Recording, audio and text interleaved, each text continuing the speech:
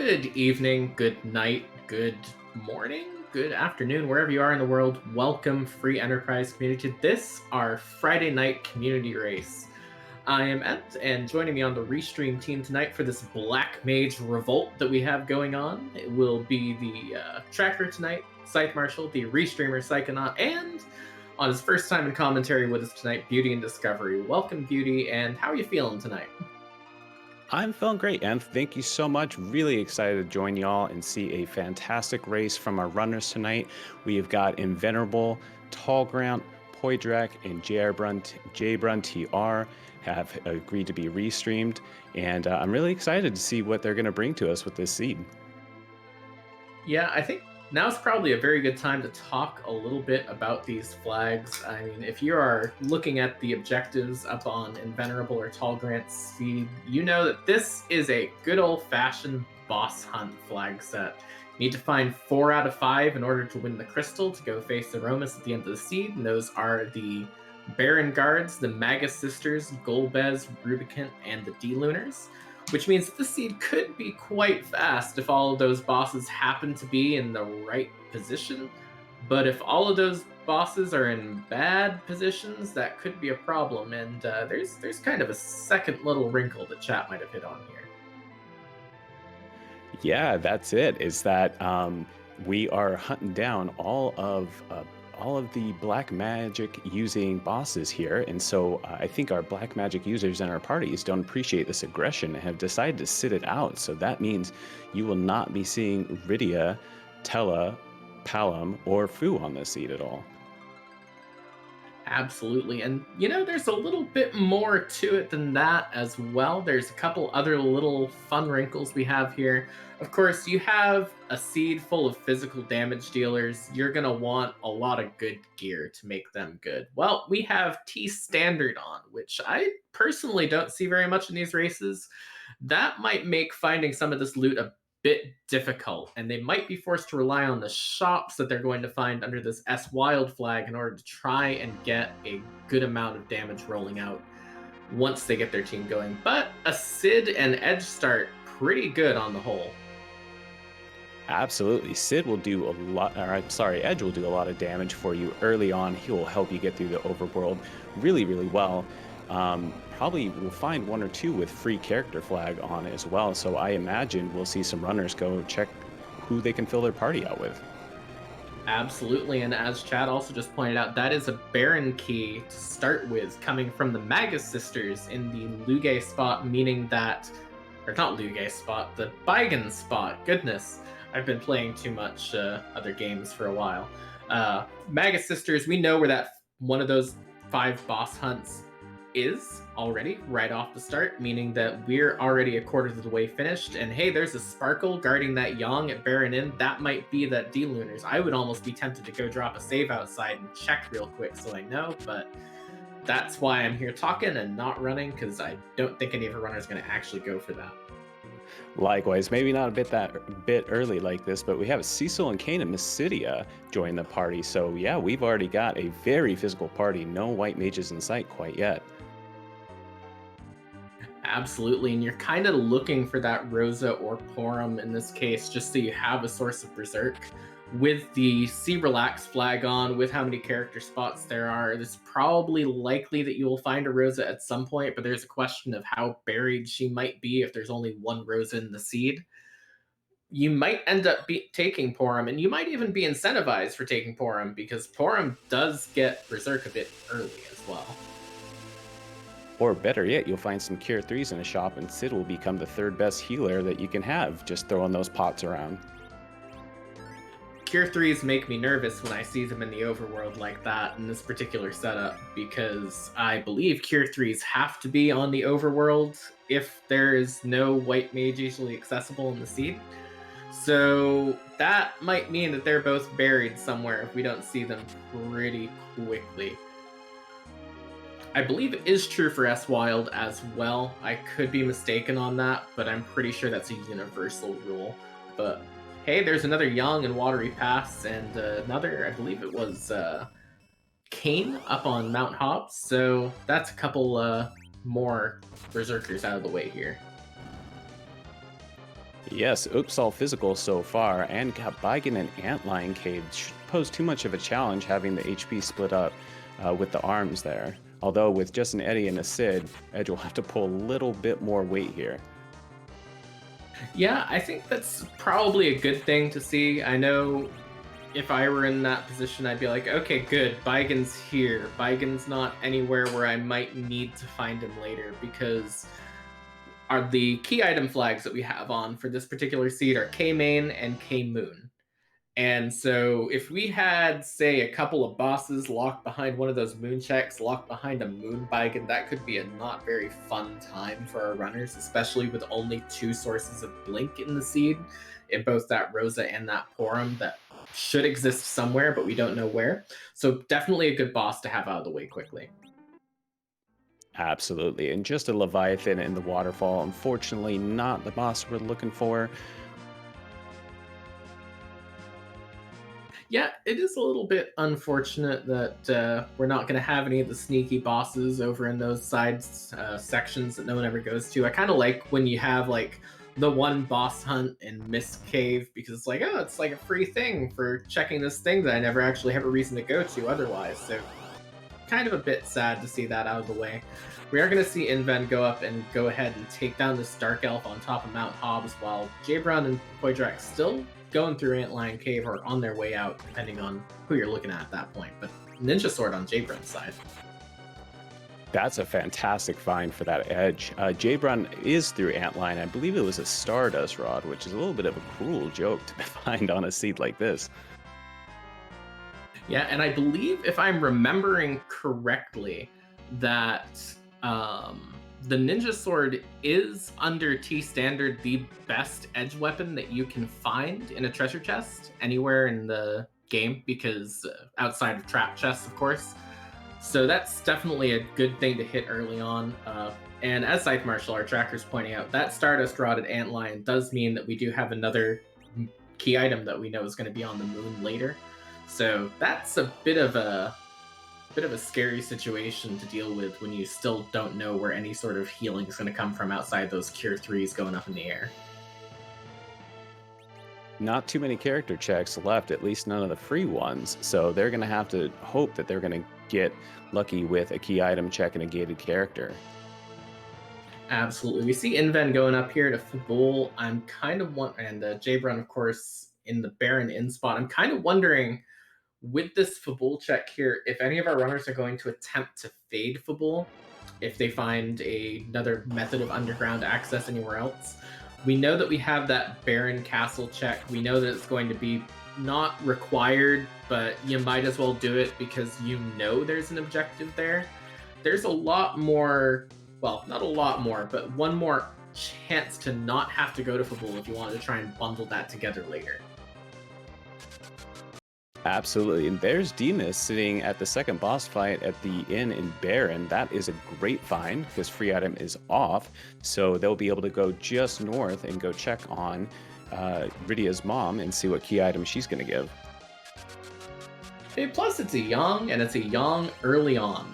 And if you're going to get a Yang in your team, you want him basically as soon as possible, because he scales so much harder off of levels than anything else. Gear does help quite a bit, but in general, if you're going to get stuck with a Yang on your team, which I believe we've seen 3 of him already, you're probably going to want to start getting levels on him as soon as you can. Absolutely. His HP pool gets pretty ludicrous once he gets high in levels, and he can just absolutely eat big bangs later in the Z fight.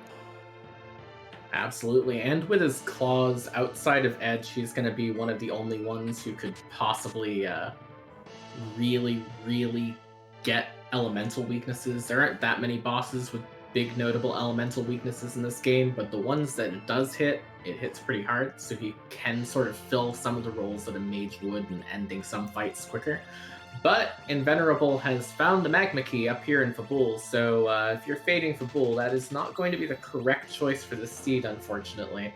And we're going to see that underground access already. Going to see how that shapes how he goes through the rest of the seed.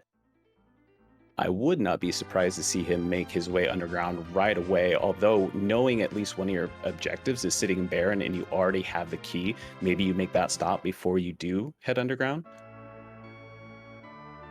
I think it's a bit complicated. I think it depends on how much of a rush you are to get through Baron.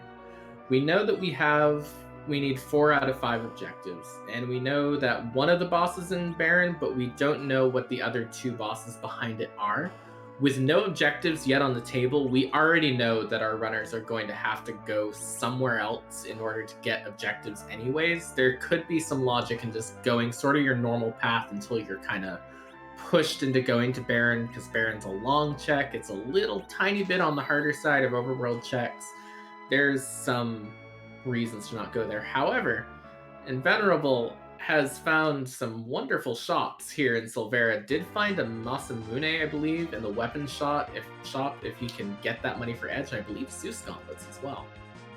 I saw a boomerang there as well, maybe a full moon, so that will give you a back row glitch for your edge, and you'll be able to protect him a little bit better in the back once he starts getting a little more squishy with some of the stronger bosses. My apologies, Zeus Gauntlet wasn't Baron down on Jabrun's side. He's going to be the first to go into this Baron castle check, so we'll be seeing pretty soon what is behind that Magus Sister spot. Yeah, also the benefit of being another character check, and like we've mentioned, we have yet to see a white mage. Maybe you'll get lucky and get a Porum Rosa. It makes it a little bit more worth your while maybe to check it before going underground and have your party better established. Well, it does seem like on Inven's case, he's taking the sort of third option that's also quite a good one in this case. Go ahead up Mount Ordeals. And there's 2 reasons you could want to do this. You could want to do it either because you just want to get it out of the way, think that other runners might not go for it, and you might be worth taking a gamble. And the second reason is that now if you find a Cecil, you've got Paladin Cecil, not Dark Knight Cecil. Dark Knight Cecil is not worth the price of admission.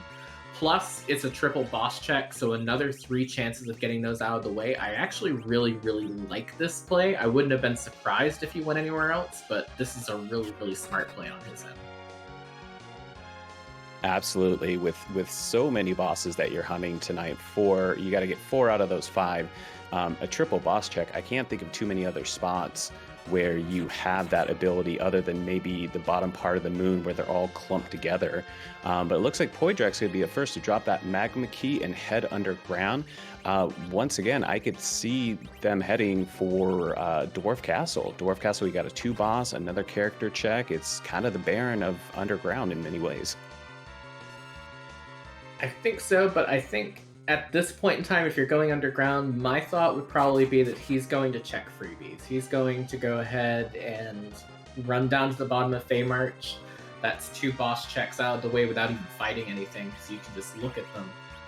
Plus a key item check, or you could go down Sylph Cave, get Sheila 1 check, but it does look like you might be right here. He might be heading straight into Dwarf Castle.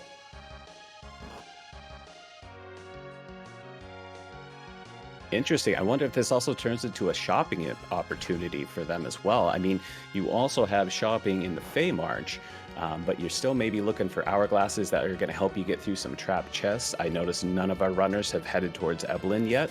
And like you mentioned, with having issues outfitting such a melee-heavy party, trap chests are going to be your best friend trying to get your hands on a crystal sword or an X-Cal for a Cecil if you find them. Well, if you can't find a crystal sword or an X-Cal, you might be happy with what Poydrak just found. He just found a light sword here in Dwarf Castle. And I think now, looking at this, is a good time to sort of talk a little tiny bit about the treasure and shop flags. Is that often in races that we have in the community that we restream, we tend to have T Pro and T Wildish, S Pro and S Wildish, both of which are weighted. Standard and Wild don't have the weighting that the other sort of item distribution setups have, so you can find just as good stuff down here as you can find on the Overworld, as you can find up at the Hummingway shop. And so because of that, it's kind of a thing where you're not necessarily looking for deeper shops as much as you're just looking for more shops too, and that bit of access is what's really important here more than anything. Absolutely. And as Scythe Marshall, our tracker, pointing out, there were Hourglass ones in Fabul. Not quite as long lasting as twos or threes, but they will get you through some of those trap chests, assuming you have a little bit of might. Yeah, and I'm also seeing Inven Jabrun's also taking along an Edward, but Edward is on the floor. Inven has Edward in his party. If either of them decide to use that Edward, if any of them find an adamant sword, adamant armor, and a spoon, then the spoon flag's on, the no adamant flag is off. This is one of the situations where we could see Edward if we find the right spots for it, so I kind of like bringing him along at this point, even if you're bringing him on the ground. And also, Koidrak checking job north looks like an electromechanical assembler. I did not catch the second word because I was trying to read too quickly. Seed has been verified. Absolutely. And he has found a heroin robe down here as well. Now, that could be very, very handy if we find one of the two characters who can wear it. All the more so because it looked like that was an arty bow in the mirror room on top of the shrine, I should say, on top of Ordeals. So not a key item, but a wonderful item if you do end up finding that Rosa, or even want to put that Sid in the back row. And Tall Grant's going to be finding that, as he is just behind Invan on the Ordeals climb. I believe we just found that Rosa, and that's the exciting thing if I'm paying attention here. And we also did find Artemis arrows down in this Tomra shop as well. So we've got a pretty good Rosa starter kit, no matter what, if we want to run a damage Rosa. I'm not sure this is a seed where you run damage Rosa unless you're running Quint Zerkers, the true build of the people, on the final boss. But, it's a possibility that if you find a Porum and decide, I want to run Rosa, you could do it. Plus, Artemis Sid is pretty good, like Scythe Marshall just said. Absolutely. Jabron, through the Baron check, finds the Twin Harp. So we may have music. They have not gone up to Fabul to defend yet, so don't know about the Magma Key there. Going to do a face check. Oh, we have a Ruby Sprite. Is it going to be Elements or Ruby? Oh, there's one of your objectives right there, sitting on Odin's throne. That's 50% of the objectives just hiding behind this Baron key that we got at the start. And I gotta wonder how that makes you feel as a runner if you see that. You're like, uh-oh, we're 15 minutes in and I already know where half of what I need to finish the seed is. There's gotta be a little bit of worry of where do I go from here, and am I making the right choices that a jet seed tends to induce?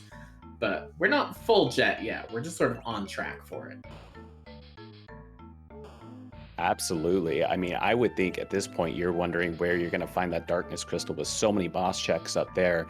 It may behoove you, especially if you find your grind option, to head up and do some face checks up there, check a character, especially if people hold out a little bit longer on finding that Rosa. Yeah, Jabron has found the hook behind this D-Mist as well. So that's another key item check for him, because he does have that rat tail to turn in. I believe that came from the Baron in check, if I am remembering 100% correctly at this point. So we'll end up seeing what that is. Does find white spears here if you wanted to pick one up for Kane here in the Mist shop, but overall not too exciting on the shop end. Yeah, and shopping, especially for these items, becomes a little bit more difficult because if I remember correctly, the quarter price sell flag is on. So all this great equipment you're finding in chests won't get you a lot of scratch to buy what you need in shops. Money's going to be a little bit harder to come by. I think all of that just went out the window in Poidrak's case, because he got down to the bottom of Feymarch and sitting in the armor chest or armor shop for cool 500,000 if you can pull it together, adamant armors. So he has that knowledge that if he can get that much money and wants to buy those adamant armors, I mean, if you have a full set of adamant armors or even one or two, that can basically make a whole lot of the rest of the game, I don't want to say trivial, but a lot easier on you.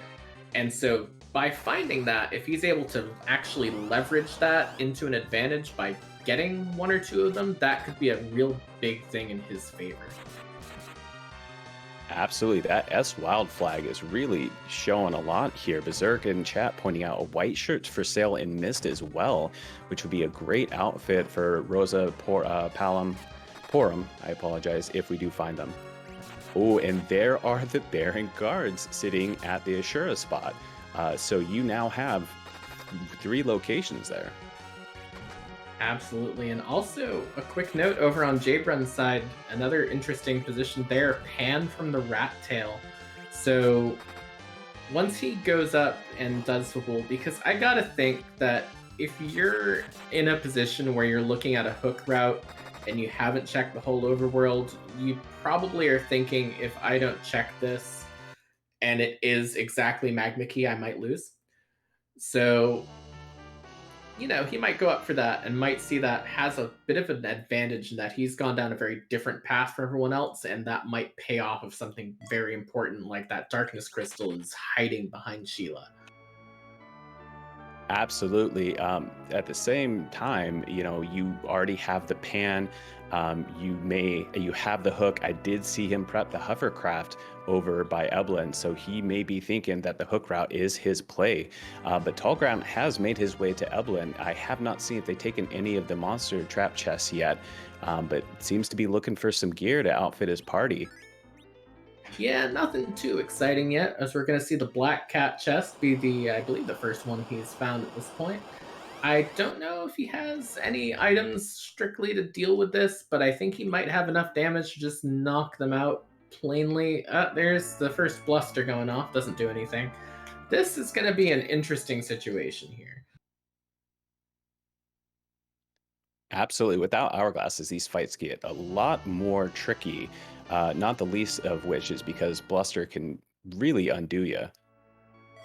Absolutely. The only real saving grace of this particular issue right now is that when you have this high of a physical damage party, just by sort of the way the game's designed, you kind of have a party of tanks. And so because of that, while, yeah, Bluster is gonna let Sid take a nap, still my second favorite lying down sprite in the game. But on the whole, this might be the only one that really messes with them too hard here. Just need to get through this Lamia, and we'll see what this first key item, or not key item, regular item ends up being. And it looks like Poidrak has gotten through the Inn of Baron, getting his rat tail and making a decision on Yang. Actually, having Yang join, did not have a full party yet there. Yeah, definitely. And also, just to answer the question from Scala in chat, Fu is the best fallen over sprite where it's just hair. The mop himself. Exactly. Invan also picking up an ogre axe, wondering. I think that was Shop It and Mist, wondering if he's going to make his way over to Eblin and take on some of those chests. That will make that Mad Ogre chest quite trivial. Yeah, definitely. I mean, all of our runners feel like they're pretty well prepared for where we are in the seed right now. This seed has not been particularly mean. It hasn't really been overly generous. I don't think we've seen anything all that interesting out of these trap chests that Tall Grant is checking. I'm interested in seeing what happens with this Eblin Cave check, because it's a character check, so that's a chance at a Rosa or a Porum, which in Inven's case does not know the Rosa is behind Baron quite yet. It's also a chance to see one of two bosses down there, and if you've seen one boss and know that it's not a hook route and know that there's only 4 bosses hunted, chances are you can let that other one go. And also, it's going to find a crystal sword just kind of sitting in a shop there if you happen to get a spare $215,000 around. So, you get a good $750,000 out of these T-standard chests with SSL quarter on, and I'm sure we'll be in business. You were saying about the seed providing and not being mean. It seems to be very forgiving right here. Really interesting play from Invenerable. Already been underground, does not have to go in this hook route, but like you said, you get a few boss face checks. Ones that are easily forgotten, but I would say for myself, outside of the giant boss checks, when you're doing boss hunts, it can be real easy to forget about the hook route when you already been underground on the magma key. I think it's not even just that too, but it's also one of those things where this is a lot of sunk time. And that's a Val and that's a Cecil. I kind of think if you see a Val in the King Queen spot, you kind of go, I don't need to know what's in that second spot. I'll just go find the other four bosses before I decide to go through that Val, but I'm open to being proven wrong here. So we'll see what happens there. But this Cecil is a pretty good pickup, especially now that he knows that he can get Crystal Swords if he can get the money for it. Absolutely. And as Berserk pointing out in chat, a ninja shirt and Castle Eblet, another great item for that edge, will really bring up, I believe it's his agility stat it affects. Yes, and that agility stat is very, very, very important on any character. Obviously, it is kind of the real dark magic of getting through seed in a real fast manner. So any sort of agility manipulation is always welcome at this point. Ninja shirts also, the only downside of finding a ninja shirt is if that was in a trap chest.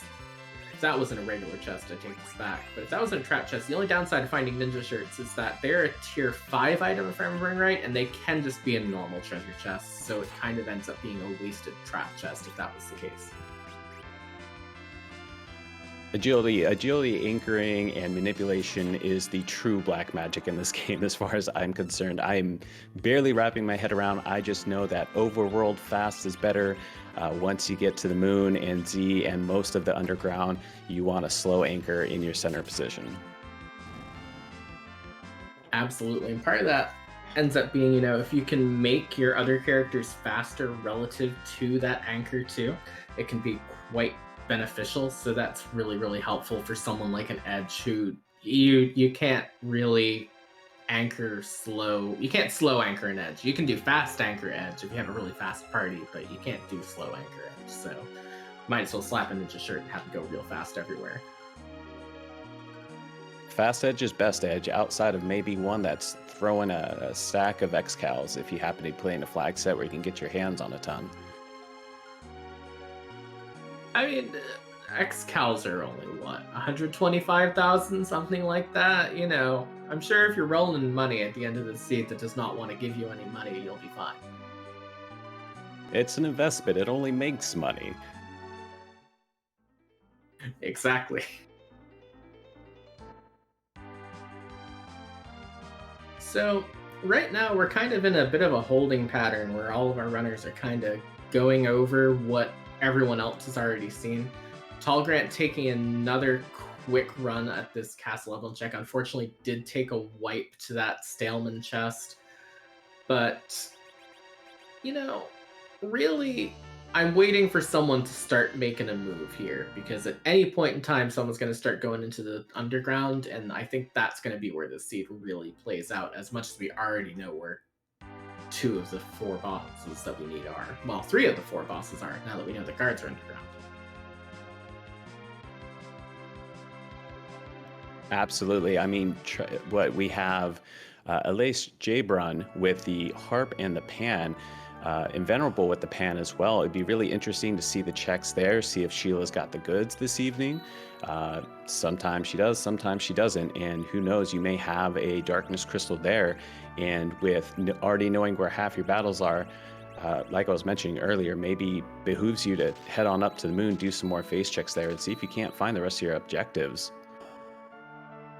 Absolutely. Silkwebs and Sirens for Invenerable here in that Agart check. That's going to take care of any leveling he might want to do. Although, with this Berserker heavy party, you probably aren't going to need to do that much leveling in the end.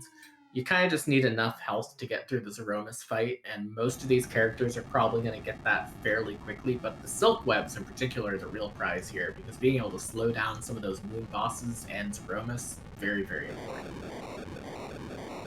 Absolutely. Not having to rely on 1 or 2 silk webs out of a chest, being able to buy them, S-Wild really paying off there, and it can help you get through some of the meaner bosses, especially if they're particularly punchy.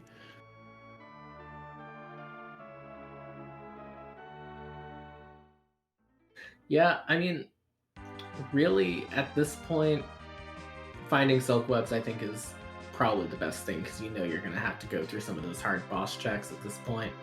And especially if you're like Inven, did not really buy any sirens from what I could tell, unless they were just in another stack and I missed them, unless he already had one.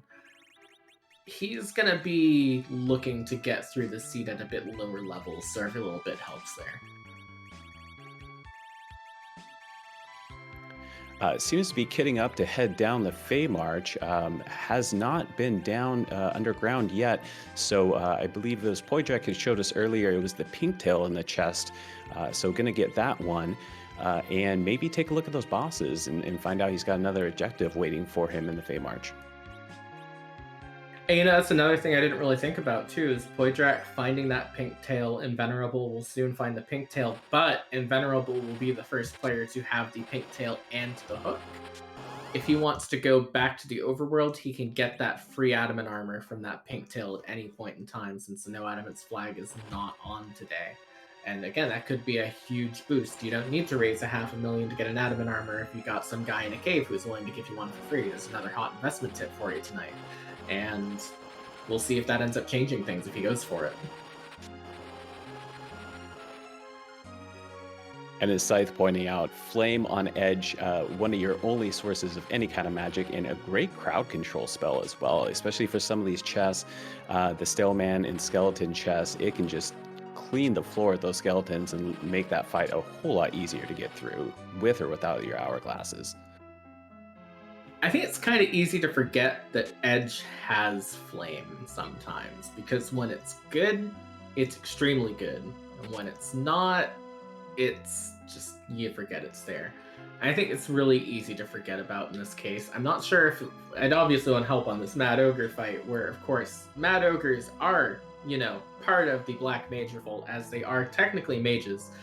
So we'll see how much of a difficulty he'll have with this set if he was having difficulty with the Stalemen, because this can be a chest that trips people up as well.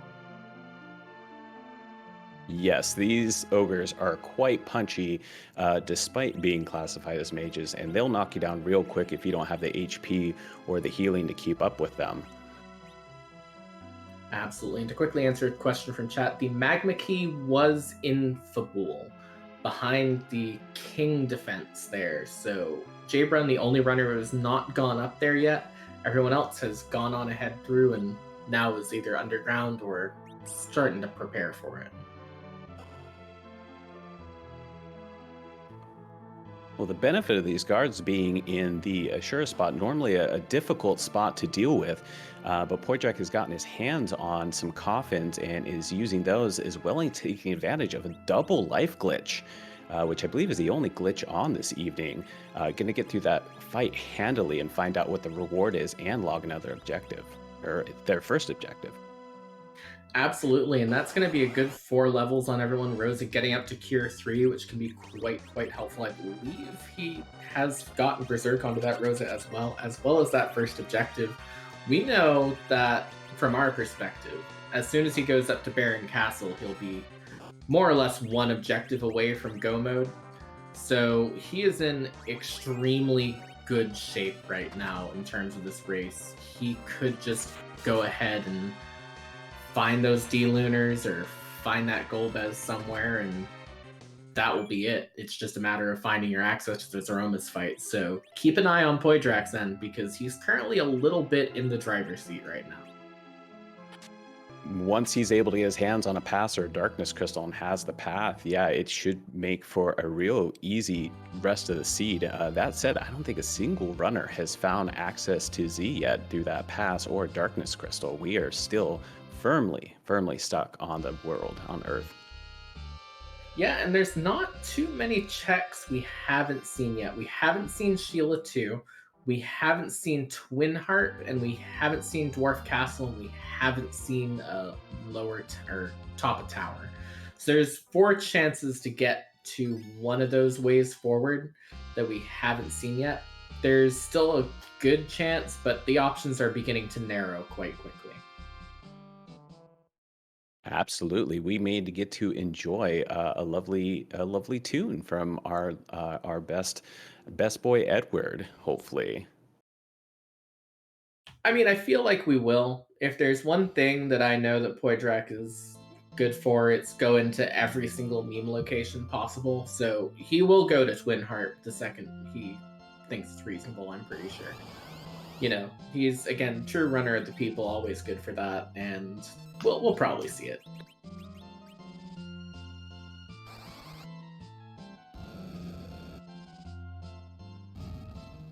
And Venerable, the first to turn the pan, I was looking away. I did not see what the sylphs gave him as a reward, but looks like he's making his beeline straight to Fabul, turn that pan in, and see what Sheila has got for him tonight. Yeah, just a crystal ring from the sylphs, nothing too exciting. K-summon off, so we're only really going to see gear from that, but it's another good chance at gear. Don't you want to get another good chance at gear? And these flags are trying to deprive you of it. Especially another piece of agility manipulation. So in this case, that could be quite good. I believe Inven, however, is going to be the first check of Sheila 2, so those 4 options might be narrowing to 3 here, depending on what this ends up being. And Sheila is first going to give a package. I doubt we're going to see that unless we have a cheeky check, and an adamant armor. And with a pink tail, that is 2 adamant armors. Invenerable is going to have quite the defensive party. We've seen some great gear in shops. I think the seat has been very giving with the equipment tonight, all things considered. Yeah, I think on the whole, Inven's going to be very, very happy with that. He's basically set. 1 adamant armor is good. You get 2 adamant armors. You plop those on Rosa and Cecil. Once you go through Baron, you get that Rosa. You're good for the rest of the seed. You can do power couple on the final boss with just those 2. So realistically, at this point, it's kind of just how many more adamants am I going to get to slap onto people and do the best, and who's going to take a nap for the rest of the seed to provide our agility for us. So he's in real good shape right now. Absolutely. The complete embodiment of a power couple, indeed. They're just going to be supervising and babysitting the rest while doing a lot of the heavy lifting during that Z fight later. Yeah, the only other thing, though, about that is that the pink tail pretty much on the way, the pan pretty much on the way where you're going. Pretty much everyone is going to find those 2 adamant armors at some point. So it's an advantage for Inven for now. It'll help him make up some time on this Baron check that the others who have already done the Baron check sort of lost. Not lost, but weren't able to go as fast through. But there's a question of how much it's going to benefit him in the long run once everyone gets those running.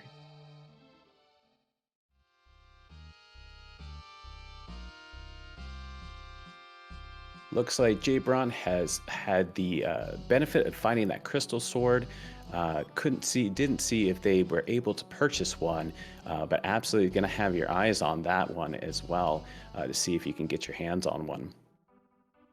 Yeah, and speaking of things to have your eyes on, Poitrak getting the pass for finishing Dwarf Castle. So that is the first hint of Z access, meaning that once he gets through Baron Castle, once he gets that Rubicant already going, once gets it gone, he is 1 boss away from go mode at this point, and it's kind of worth looking at it as such, because I gotta think he's gonna go back to Baron at some point. There's a boss there, you're gonna go back to it, so it's just a matter of when now.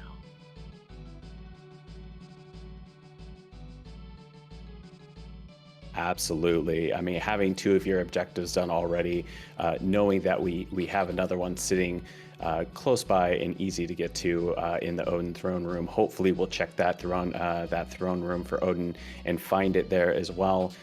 We'll know that they're gonna be real close to go mode. Who knows? It could be another adamant armor behind that Rubicant. It could be a crystal sword behind that Rubicant. At this point, it really is a sprint to the end and not so much a marathon, unless those bosses are hidden in really mean places like deeply hidden Earth Crystal or other things. So we'll see. Oh, package check. That's another good one. We need to come up with the worst possible situation that would keep this seed going for as long as possible. I'd say package check and Luca Key at this point would be my 2 picks. Luca Key that's stuck behind a long chain. Yeah, harp into Luca Key, into Earth Crystal. Uh, we could keep going, make it even meaner, but that would be a real nasty chain right there. Absolutely. Package check and Rubicant spot, actually. Those would be the two to pick because no one's checking those unless they have to in this seed. I can about guarantee it. Or unless they're willing to take a risk, in which case they probably win the race and they deserve it. Absolutely. It would be quite brave to make that check, but at the same time, sometimes you got to think about what your competitors are doing and maybe think that if no one else is going to make that check, it would play in your favor if you get lucky. Roll those dice. We're all about investments tonight on tonight's stream. So you got to take that risk and get in at the ground floor on that IPO. Exactly. And really, at this point where we're kind of still just going over some of these checks that we've already seen, now's a good time to give another quick shout out, not only to our runners, please make sure to give them all a follow, and Venerable, Tall Grant, Poidrak, and Jabrun, but also, of course, our Restream team, not only the two of us, myself and Beauty over here, but also Psychonaut, who has rolled this very interesting seed, not a mean seed, but a fascinating one, and Scythe Marshall, who of course is having to keep track of everything that's going on. So remember to give everyone a follow and make sure you support all of the hard work that they're putting in to make sure we get this race going for you tonight. Absolutely. Thank you so much. The rest of the team is fantastic joining you. Real excited to take part, and it's been a blast so far. Looking forward to seeing how this wraps up. Exactly, and it looks like Poidrak is going to be the first to break out of this kind of holding pattern. I guess he sort of did with that Dwarf Castle check, but is going to be the first to dip down into Cave Magnas, meaning that if there's a boss down here, again, he's just that Baron Castle check away from basically having go mode. So, real exciting thing here. Inven, of course, instantly taking the Rosa. So, we'll see what's going to happen from here. This is going to be a very exciting mid game, I think. A lot of these races tend to come down to the end game and the early game. This is one of the ones that comes down to everything in between. Interesting play from Poidrak to do Twin Harp when you have the levels and you have the means to get through Baron relatively easy. I don't think Baron is that much longer of a check. It would be kind of comfortable just to go get your check, your objective done. You get that nailed down, maybe get a key item that leads you in the right place. So interesting to take this check instead and go to Harp. Poidrak is a runner of the people. He will go to every single chance he gets to keep chat entertained and keep the stream entertained. I really appreciate that personally. And that's entirely why he's doing harp. I can about guarantee it. If you asked him, it's because he wanted the harp music on stream, and I really appreciate it. So I think that's probably going to be the thought process here. Maybe he goes to Baron Castle after this because there's not really much more to show off, but definitely that's the thought process before going down here right now. A very good thought process indeed. And, one of the great things about the randomizer is one of the things that is also randomized is the music that plays during this harp check. There's been many fantastic compositions from many wonderful games from all genres. And we've got that coming up. So it may be time for us to let you all enjoy the music and give our voices a break.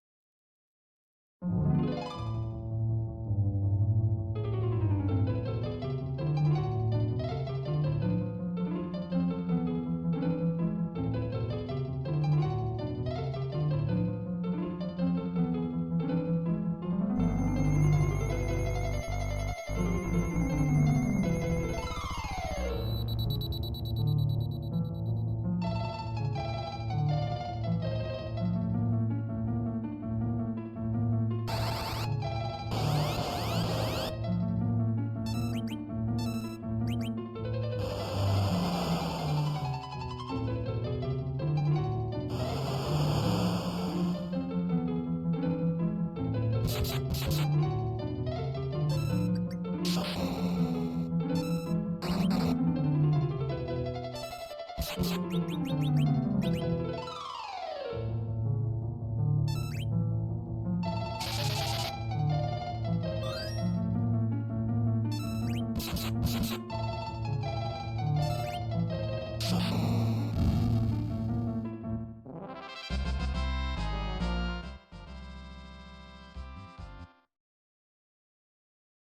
that's strange. All I heard was the battle music from Final Fantasy II, which is what we're already playing.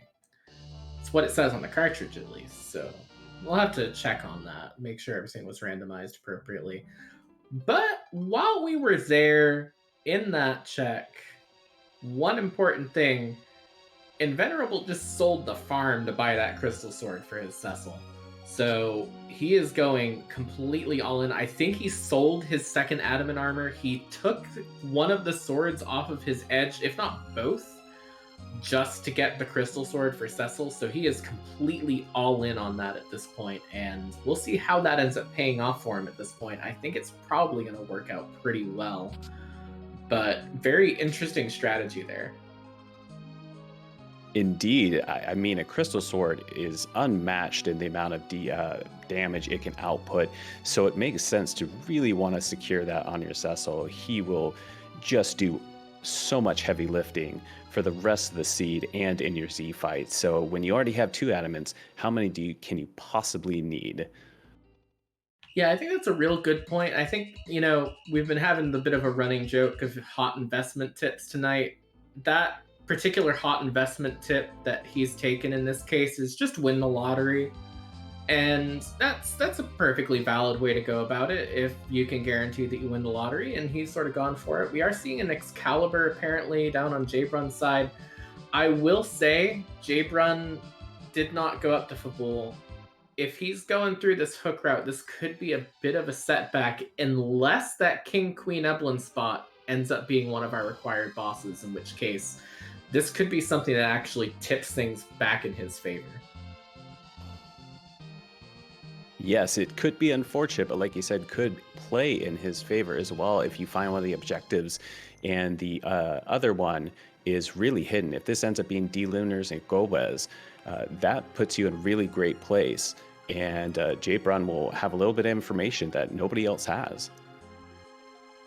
Absolutely. The only thing is that he knows it's a Val Valos at that second spot, so I kind of am tending to think that he either thinks that Magma Key is likely behind that heart, or might even just be going up here solely to check the boss, because we know that, I believe, Be Unsafe is not on in this flag set, so we know that that Val cannot gate underground access. So in this case, this can really only be D-Lunars, because I believe Golbez can't as well. Well, I guess it could be Golbez, because this isn't your only underground access, but hey, there's a Sparkle, we'll see. And it looks like it is going to pay out. What a fantastic find for Jabrun. Setback may be a little slow, but that's some knowledge that not a lot of people are going to pursue. Absolutely. I would not be surprised if every other runner on this stream checks every other boss spot. If I just made the joke that Inven was just winning the lottery, I think Jabrun is actually the one who just won in this case. And as long as he can turn this into just clearing the rest of it, he find those Baron guards in the underground at Feymarch. He'll find the Rubicant down at the Baron King on the Throne Odin spot. He's in really good shape. He just needs to get through those last checks and he'll be in go mode. All the great gear in the world doesn't mean anything if you can't actually get to Z. So yeah, I think you're right that Jabrun really is sitting real pretty right here and is in a good place to hopefully kind of go from behind potentially to launching in front.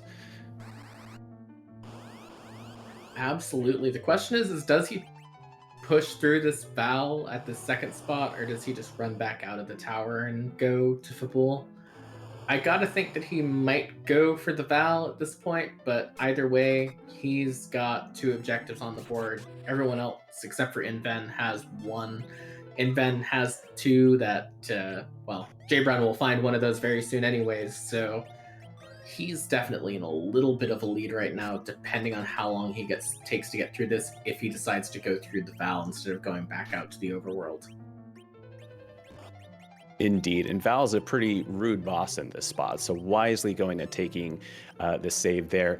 And over on Poitric's side, just securing the Darkness Crystal from Calbrina on top of Tower, took that Tower key that was behind the Harp check and decided to single dip the Tower, and looks like you've got your options there.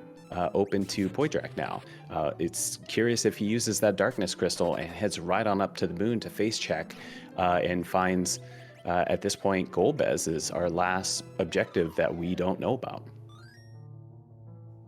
The only thing on Poitrak's end is, first of all, he just stumbled into an alt gauntlet at the super cannon room, which is the worst thing you can find in a super cannon room because everything else has like 20 health, and this is 5 consecutive fights. So mean.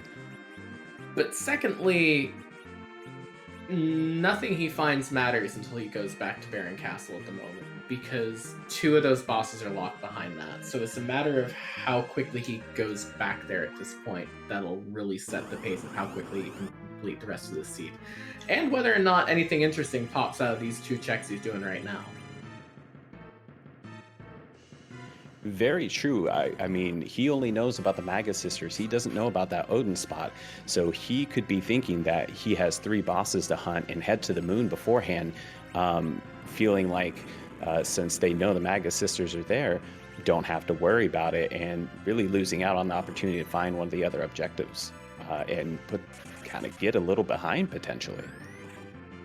Yeah, and there's also, always the chance that your mind lets the Maga sisters slip out of it. Every runner occasionally forgets who gave him the key item to. I don't want to say that's the case here because I don't want to make it seem like I'm downplaying a possible strategy here, but there is a chance that has just slipped his mind too. And I think that's reasonable to have happen if that's what's happened as well. We'll end up seeing as he gets through this very, very long alt gauntlet. And Jabron, speaking of long fights, is not going to be having the best time with this Val here, because I'm pretty sure this is one of those a bit hard to hit physically spots. Indeed, and never took or found a cane, so has no way to knock her out of her tornado. She is going full Tasmanian devil and will not be able to be managed, unfortunately. Looking up on Tallgrant's side, going over to Savara, looks like it's going to turn in that rail tail and get the pan with a magma key. I gotta think that they're going to want to go take advantage of finding that pan as soon as possible. Definitely. And to quickly answer a question from chat as to where the objective bosses were located, the Baron Guards, Objective 1, are located down in the Fey March. The Magus Sisters are at the Beigen spot in Baron Castle, and Rubicant is at the Odin spot. Golbez is We Don't Know, and D-Lunars are at King and Queen Evelyn up in Upper Babel. So 4 out of 5 accounted for, and only 4 out of 5 required to get the crystal. So pretty soon people will be in go mode. Alas, there has been no humor so far from the bosses, no ha-ha-has yet. I think it depends on what sort of sense of humor you're looking for. It's like, in some ways, the alt gauntlet at the Super Cannon room is kind of funny in that sort of Alanis Morissette ironic kind of way, but not particularly funny for the runner, I don't think. Indeed, but I think we would all get a little bit of a chuckle as viewers and get to enjoy potentially a little bit of rudeness. Definitely. And speaking of rude, this Val has taken a long time to fall over on Jabron's side. I don't think that this is an impossible fight, but he's doing like 400, 600 damage, and yeah, Val has a lot of HP here. 25,000 after looking it up on the wonderful boss scaling spreadsheet. So got to chip through about 25,000 HP. That's going to take about 500 hits at the pace he's going. That's quite a while.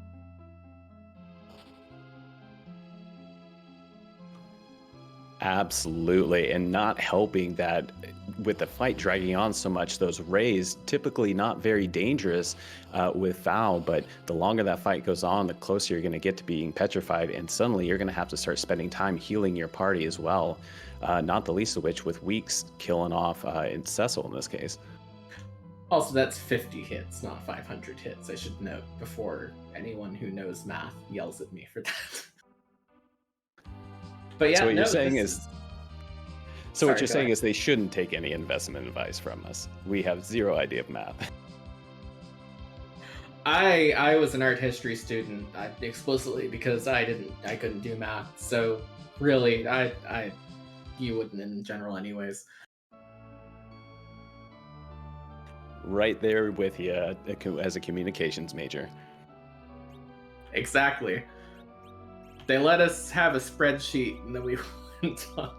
Technically, I'm a college dropout too, but that doesn't count here. That's not the not the thing here. We are gonna see Tall Grant get through parts of this gauntlet. I believe he's in at the moment too.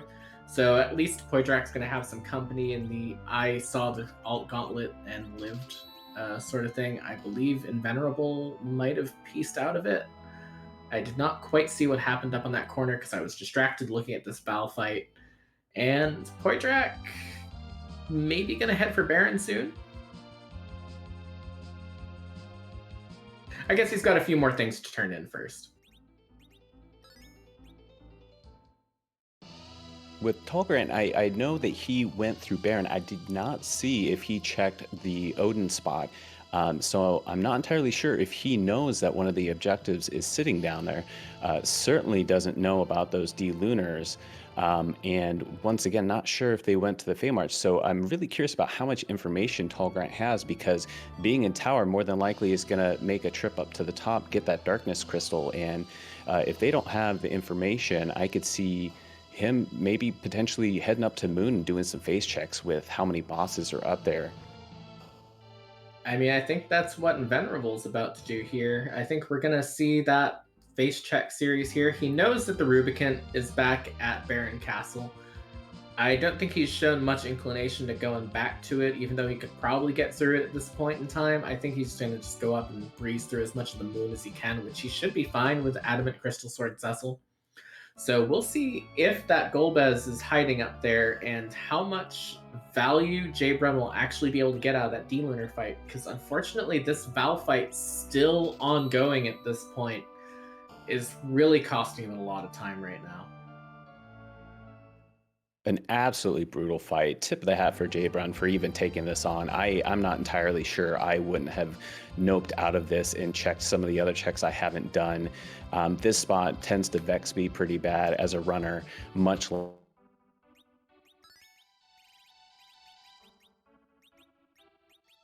And, you know, sometimes that's just it's a difficulty that you have here and there, and sometimes you put your head down and you just push through it, and that's commendable.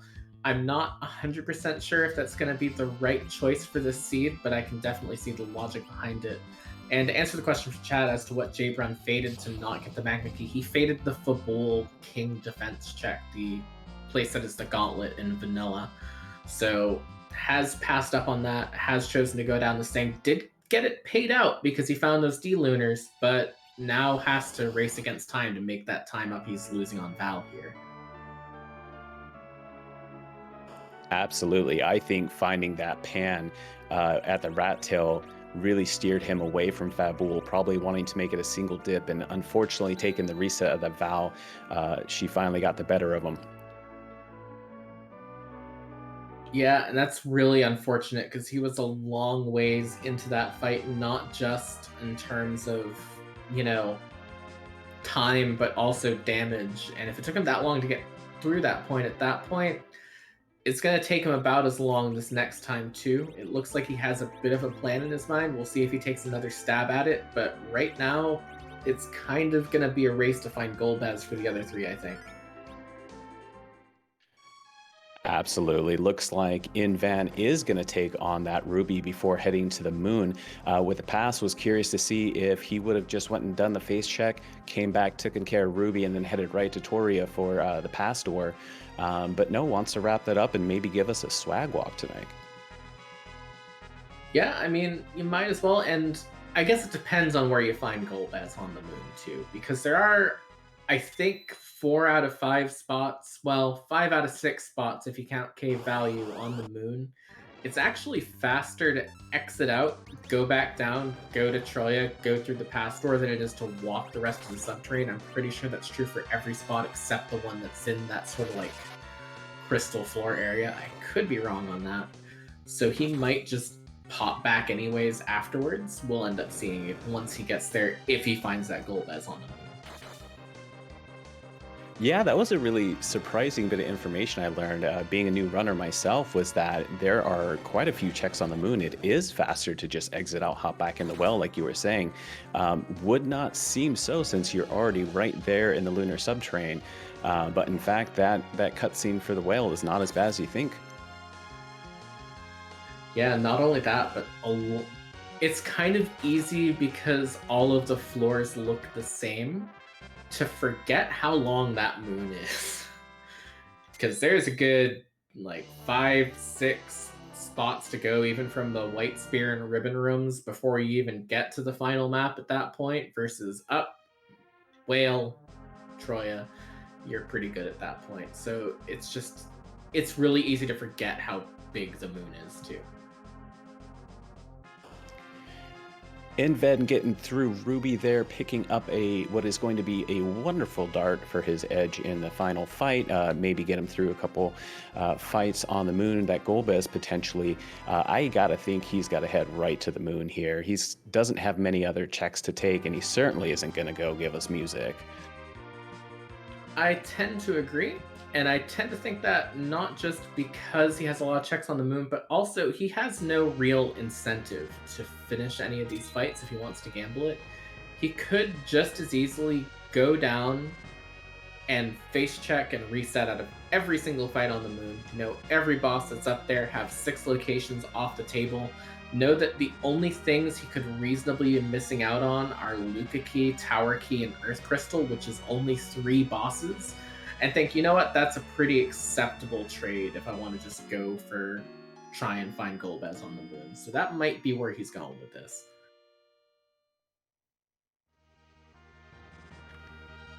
Absolutely. And I just noticed on Tall Grant's side, Edge getting charmed by Calbrina unfortunately turned into the large creepy doll phase, and somehow still managed to land the attack on Calbrina. Real funny animation throwing a boomerang backwards over his shoulder to hit her. I do just want to say, like, on Jabrun's side, it's really easy in the moment to commit to something. And there's a certain good quality in just going to what you're committed to, because by the time you go back, if there's not a magma key, you've already wasted all this time. So at this point, I kind of think that he is so committed to this Val fight that unless it suddenly clicks that this might not be the right thing, in his mind, he's probably thinking, I am so committed to this fight, I have to get through it, and this is probably the right choice from that information.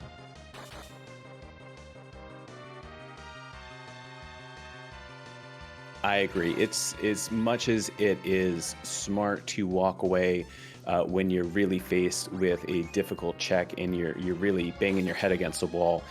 When you're feeling like it may be your only source of underground and you're looking at about an hour on the clock, you may just be thinking, what can I do to just power through and get underground? I have to think that Jay Brun's feeling a little behind here.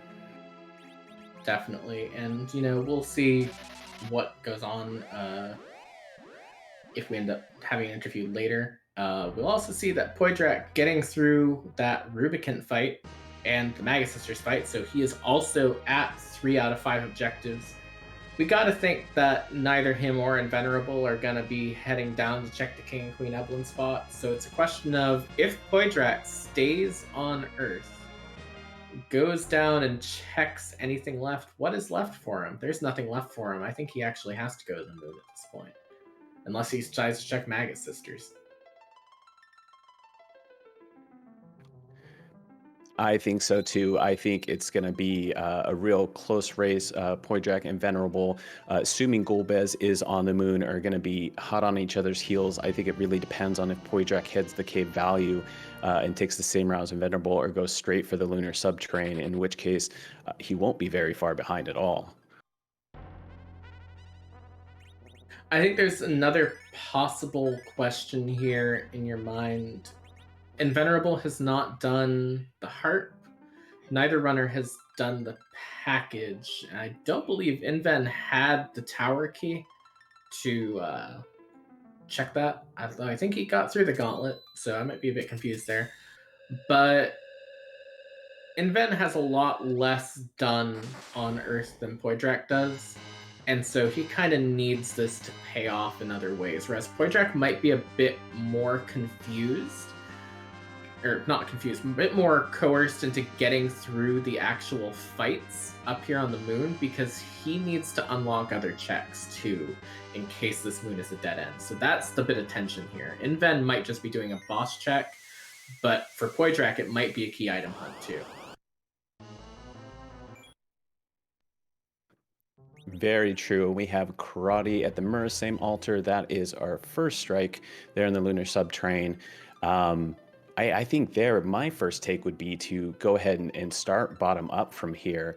Or do you think it behooves you to make a quick stop at the crystal altar and do a true top down? I think if you've already checked the Mirasame altar, you're pretty committed to doing the crystal sword altar right afterwards. I think the traditional bottom-up moon play is going to pay off a certain way. If you've already checked that first one, you're already kind of behind the traditional bottom-up if they're playing as well as you are, which you kind of have to assume in our community at this point.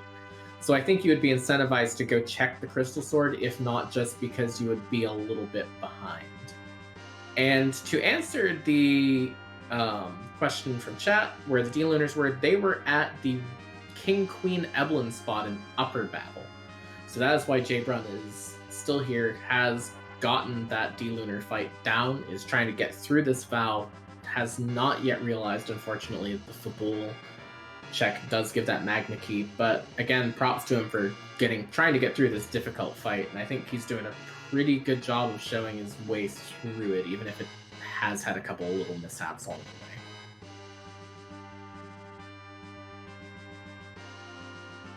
Absolutely making a lot of great progress. Tall Grant getting the good news about the guards at the Sheriff spot. Gonna heal up here and take them on. Not sure if he was able to scare any coffins to help out in this case, but can't imagine it's gonna be too difficult of a fight with the levels he has right now. Oh, absolutely. I think he'll be fine. I think we're kind of on the other three, aside from Jbrun, who is, of course, going through a very brutal Val fight for this particular party. I think we're kind of at a point where the other three are at a point where nothing is going to really threaten them that much. Inven is going to go ahead and finish off this Water Hag fight, take the giant amount of experience out of this ribbon room for free, as well as the 2 possible checks behind the door. So we'll see what goes from there. And it looks like Poydrak's going to do a bottom-up moon play. So this might not work out in his favor, depending on what he goes for here. And Jbrun is through. GG's to Jbrun. Absolute tenacity sticking with that fight. Absolutely brutal. Like I said, I don't know if I would have had the gumption to stick with it. So nothing but a very deep tip of the hat getting through that fight. Yeah, definitely. I mean, one of my personal flaws playing this game is I hit something like that, I'm like, no, I'm done with video game for the day. That's why I don't race, because I'd be awful at it. So anytime we see one of our runners hit that point of difficulty and just push through it, I'm always in awe of the sort of knowledge and skill that goes into getting through that kind of check. But Inven's checks have not really paid off yet. We've just got this one last altar here, and he might still be on a key item hunt and not realize it yet. Very true. And as was pointed out earlier, Inven finding the Wyvern sitting in the White Spear altar reset out of that very quickly, not giving the opportunity to see which burn it in fact was tonight. Poidrak, once again showing himself to be the runner of the people, showed us it is just a blaze. Unfortunately, not nearly as titillating as the Breath Wyvern that happened on a race earlier this week. Absolutely. And we did see an Earth Crystal and a Luca Key, so it's not too bad on Inven's side. It looks like he's going to head up to the Crystal Sword altar now and check that out. But if this doesn't end up being Golbez, then, well, he has pretty much every option except for that Tower Key, which at this point was so long ago, I don't remember where it was, available to him. And he's going to be in good shape to get through there. I think actually Tower Key was behind Harp, right? And there's a Dark Knight, so where's Golbez? Place your bets now. This has turned from investing in Vice into a casino, which is like investing in Vice, but more honest. Roughly the same depending on your technique, if you embrace the technique I had. But nonetheless, I could see Inven going for that Earth Crystal. A long check, but 2 boss checks there. So could be the better play before you get into something like Package, which is extremely long and only 1. Same thing with Harp, Luca Key as well in the Sealed Cave. I would think my play here would be to go for that Earth Crystal first. Well, it looks like Inven's choice is Giant first. But again, we have that Earth Crystal, we have that Package. I think I would be tempted to go for Earth Crystal as well. If not, because my thought process at this point would be, ooh, free exit on Rosa, and not remembering that there is not really anything left on the board that you can exit from aside from Harp on Inven's side. So, really, you're running out of options. Luca Key is quite tempting to me as well at this point. It's not that long to get down there. You can place a save outside, but we'll see what happens. Plus, again, as Rybon just said in chat, the levels from Giant aren't bad either. No, not at all. And as we would expect from it, Antlion has made its nest on the moon. Why anyone thinks that its cave is over by Damsian, who would ever think such a thing? Well, Antlion followed the investment advice, and he, sold off the Antlion cave down there and bought himself the lunar subterrane instead. And that's the new lore I'm sticking with today.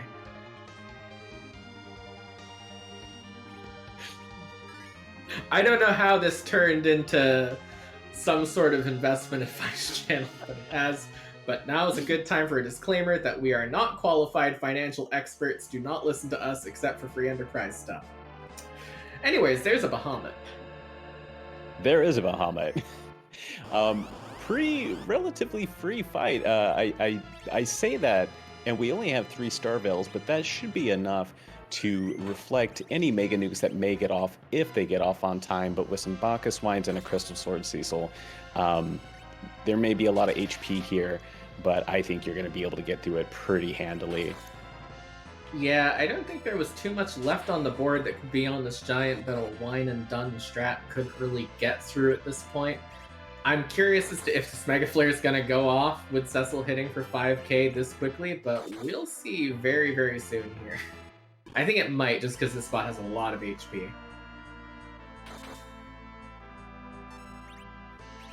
Indeed, it is a lot of HP to get through, even at 5,000 a swing, but nothing surprises me more with how fast characters are than when you have them berserked and seeing how quick they run out and take their swings. It really can get quite impressive, especially at Battle Speed 1. Yeah, I think we're pretty close to the end here. There's the 1 count, and I think if he doesn't fall over, it's just going to fall over to this reflected nuke. So we'll see very, very soon here. Meanwhile, Poidrak has gone out of the moon, had to walk back due to not having exit on Rosa yet, which is always a fun time. And yeah, we'll see what happens from here. If he goes a different place than Giant, and Giant doesn't pay off for Inven, this could swing back to being in Poidrak's favor. Although it looks like he might be going back for that altar that he has left. Absolutely giving us the reverse swag walk tonight.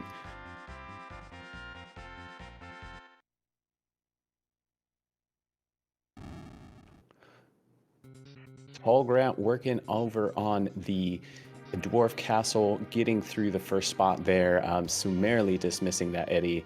Unfortunately, we have not seen the spoon tonight, so I doubt we're going to see an Eddie unless someone picks him up from the tower and proceeds to promptly give him a dirt nap to work as an anchor. Elements at CPU, Inven's going to have to go somewhere else, and Jbrun might be a little bit back in the driver's seat here, especially if he knows that Rubicon, I believe he knows that Rubicon is down at that Odin spot. If he goes down there, gets through that, then goes to Dwarf Castle because it's an easy check and gets the past, he will be, he could still be the first runner on stream in go mode at this point. Absolutely. I mean, such a rude hook seed. It would only seem right to get at least somewhat of a reward out of that, and indeed may turn out to be that. I forget to see. Did you see where the Luca key came from? The Luca key came from the ribbon room. So we know where all the pieces of progress, so to speak, are. We know that any of those checks they faded on the moon were just dead checks in this case. Inven gonna chase boss density and head straight up to this Earth Crystal Tower of Zot check, which is gonna have 2 bosses versus every other one's 2. I like this play. We'll see if this is the one that pays off, or if we've got a sneaky package Golbez or a Luca Cave Golbez here in very short order. We've been joking about it all night, and it may indeed be the jokiest of joke spots when it comes to boss hunts. I think it's safe to say that the package check is far and away one of the last checks anyone's going to take. Unfortunately, Jbrun had to reset out of that first challenge with the guards, but is gearing up to take them on again, hopefully with some better luck this time. Absolutely. Guards are what I like to refer to as a free boss in quotation marks, but speaking of free bosses that have been here the whole time, there he is. I mean, free bosses, but you did have to go to the moon, a crystal for a crystal, so Golbez is very, very buried in the seed. Well, now that we know where Golbez is, now feels like a very, very good time to give a quick, fun announcement. In addition to our 4 racers, we do have other racers running off stream. And we just had our first place finisher, Tybalt, with a time of 1:14.21. So GG's to him on a very well run race. I'm almost wondering if he went up and checked this at some point in time earlier and that led to this. But again, GG's to him on his victory tonight. Yes, GG to Tipple, and as Berserk is pointing out in chat, technically as Golbez is not gated, you really only need the Earth Crystal to get the characters and have the final check and get the key item, but this first boss is free to go if you have the thought to talk to the guard in the Toria Castle and take the ship up to the Tower Zot. Absolutely, and it also means that technically both the moon and the underground were completely optional in this seed. You could do Magus Sisters and Rubicon because you had the key at the start. The D-Lunars were on the hook route. Golbez sitting up here at the Magus Sisters spot, so you didn't have to go to either of those, which is one of my favorite kinds of seed layouts to find out an hour and 15 minutes in. To be fair, you would have to be playing some intense 4D chess to be able to do all of these checks without somehow ending up underground with that magma key. Exactly. It never would happen, but it is theoretically possible, and that's always interesting to me. Well, Inven now just needs to take this walk out, and he's going to be headed to that Z fight very soon, and hey, he's already in Troya. Indeed, no need to wrap up the check. First off, you already have the boss check done and all your objectives and the crystal in your inventory. And also, if you were to wrap it up, it puts you back in Baron. So even though you can't exit out here, this walk is going to be much faster to get you there. Absolutely. And it also means that we're coming up on the end game here as this airship lands back down, and that means some very important stuff. Exactly.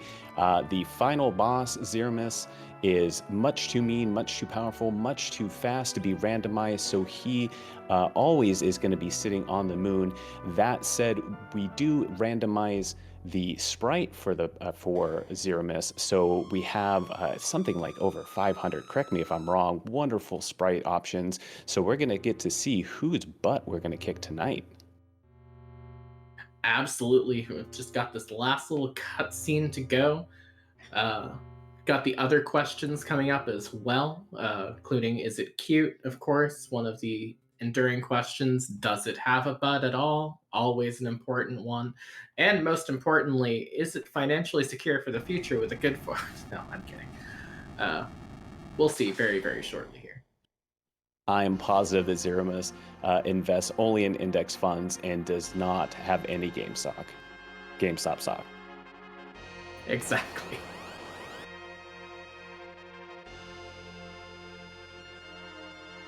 Why is but another great question. I believe that's better answered in the after years if you want to get through it, and also possibly a bit better answered in the DS version. Um, but there is little bits of why is but sprinkled throughout vanilla if you're trying to find it. Brun finally making his way over to Fabul. Curious to see if he does the pan or check first and gets the news about that magma key. But first, we're going to see a butt.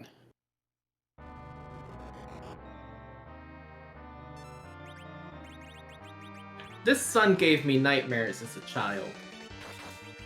I am right there with you. That thing terrified me, and that was my least favorite level in Mario 3. Absolutely. I had serious problems getting through that part of that game because I was just like, no, I don't like that. I don't like that. I don't like the little face things that chase you into. But, I feel like I should probably talk a little bit about this fight here. It's going to be a pretty quick fight in all things considered.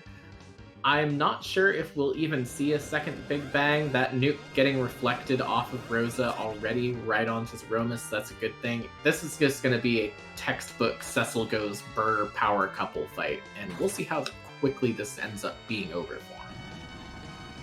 Absolutely, and Poitrak directly on his heels. I think we're going to see a 1-2 finish here for our restreamers. And Tall Grant taking a little bit of grind fights, doing some King Ryu's on the moon. Yeah, I think that's a perfectly valid option if you're not 100% confident where you go. I believe Alchemy likes to say in her commentary a lot that safety is a strategy. And if you just get extra levels to get through it, then you'll be fine if that's what works for you. And I think that this is one of those cases where he'd rather be a bit on the safer side, and I can't blame him for that at this point.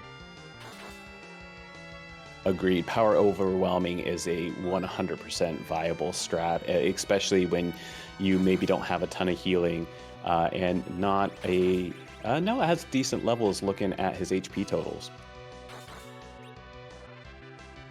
Yeah, definitely. He won't survive an unnerfed Big Bang with Rosa and Edge. That would be the main big thing, and Kane will probably go down. Cecil could go down to a high roll, so it's pretty sketchy if an unnerfed Big Bang happens. I don't think it will happen, if not just because I'm not sure we'll see another Big Bang, but also because I think if we did, Inven definitely is a player capable of nerfing it properly and would definitely get that done. So this is altogether pretty safe on the whole, just because he has that over 1200 nodes. He doesn't really need the Edge or Kane, so doesn't really need to bother keeping them up anyways, even if he gets that Big Bang. So we'll see what happens here. Definitely doesn't need that Edge. I had forgotten, as you had brought up earlier, that he sold the farm to get that Crystal Source, so that Edge is empty-handed and just being a chemist, and is now taking a dirt nap. Yeah, I believe he was using the Cure 2 there to nerf the Big Bang, since that does count as a spell. It's going to knock out Kane, but both Rosa and Cecil will be fine. I think that's pretty much going to be the end of the fight here, as long as Cecil just keeps on swinging. Absolutely. No sign of rocks yet, but they have to be shortly coming. Jay Brun making his way down to the Odin spot, going to take on Rubicant.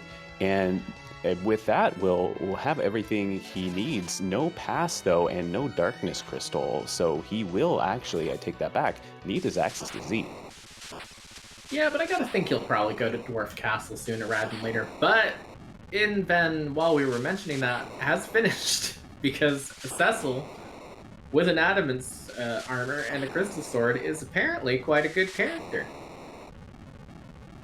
GG's the Inven, making that sunset, getting revenge for all of our nightmares. Absolutely, and we'll have him in here for an interview in a couple of minutes. I do want to say, though, you might be noticing that 3 next to his tracker there. Unfortunately, he did get a little bit beaten to the finish there.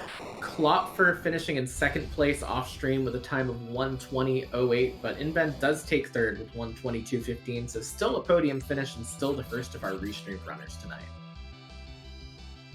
GG to him. Meanwhile, Poidrak is in this fight as well. He's had his Rosa fall over, which is a little bit unfortunate, but he's also in his own version of Power Overwhelming, his Cecil-less version. It's kind of working out in a way that it feels like he's doing about as much damage per turn as Cecil was doing per turn, which should work out just fine for him. I would imagine as Berserker's doing a very good job jamming the Q anyways. So just needs to make sure he gets his Cure 4 out, and he should be pretty close behind here.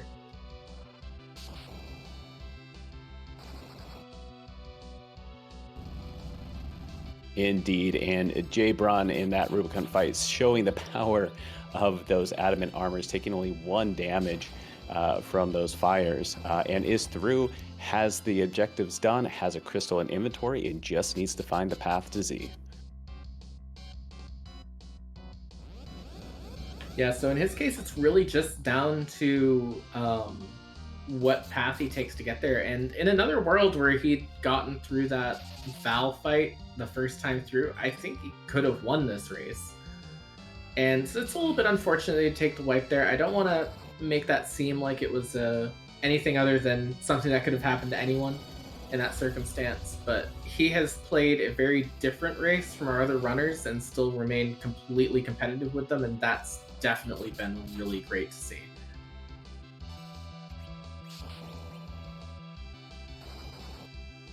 Absolutely.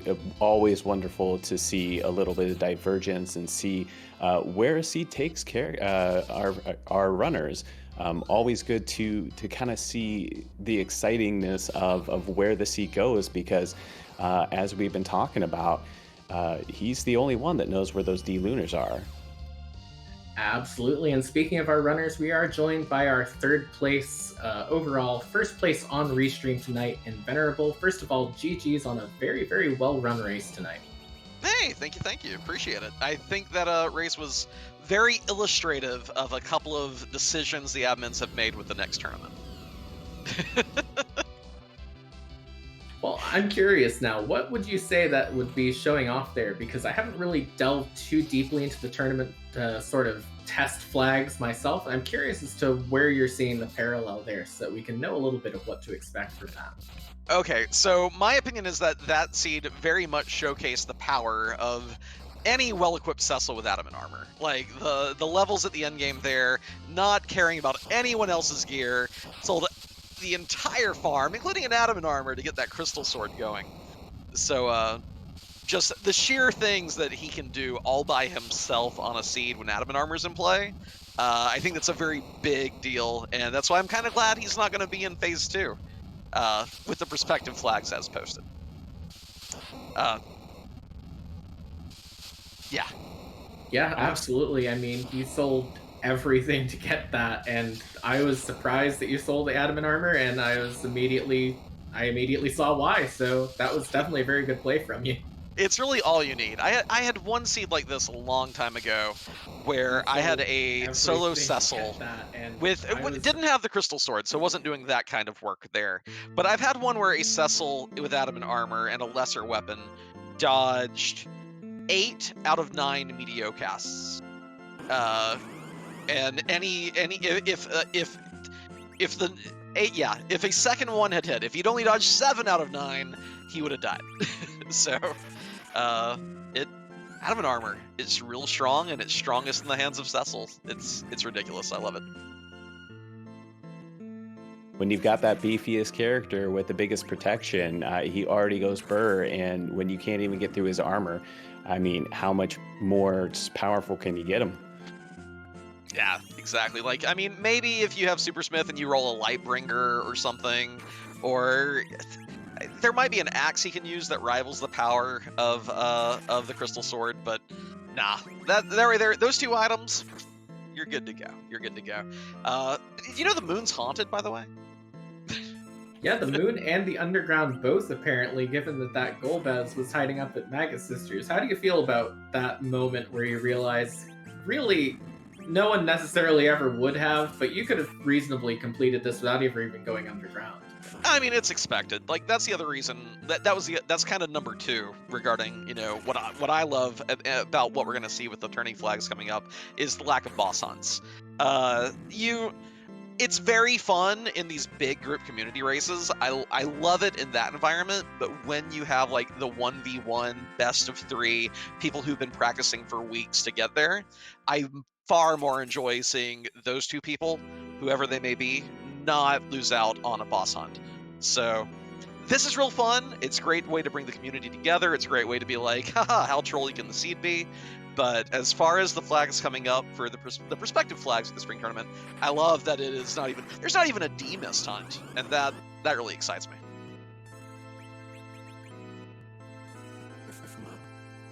Did anyone see where D-Lunars were, by the way? Did anyone find them, like, with a cheeky package check or a... Because the only boss spot I didn't have available at the end there was the tower key spot. That's why I didn't hate the moon being haunted, because at least I knew I'd unlocked every boss spot that I needed. They were sitting at King and Queen Eblin. Oh, so chasing that hook all the way. That's real gross, because Val was the fight at Ruby, right? Correct, yes. Correct, yeah, and you were real close to that. Yeah. Yeah. Like, do you then choose to walk out, or do you decide to fight Val to go ahead and take that path underground? Like, that's no fun either way. I think the Golbez there is the much more pleasant solution to your 4th boss on this flag, on this seed. Absolutely, especially when you're already sitting on a magma key. You know, that's a real rough decision to make, and you might as well go for that Golbez rather than have to make that decision. Yep.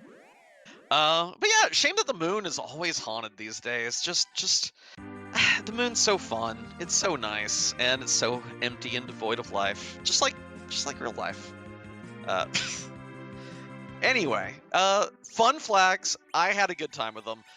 I do like the boss hunts and community races. I think they're extremely fun, and I'm glad we had them tonight. And yeah, thank y'all for having me. I had a good time. Thank you for agreeing to be restreamed. It was a pleasure watching you, and GG's on your 3rd place finish. Hey, thank you. Y'all have a good night. Thank you, you too. And with that, I believe we're going to launch into our next interview. I believe that we have Poydrak with us, and it's 4th place finish with a time of 1:26.02. GG's on a very, very well-run race tonight. What's the settle? I'm trying to remember where the Cecil was. Oh, I know exactly where there were plenty of Cecils likely. It's just, what's a Cecil? Oh, yeah, no, I noticed that. You didn't have any of the Cecils at that point. Very different party makeup there.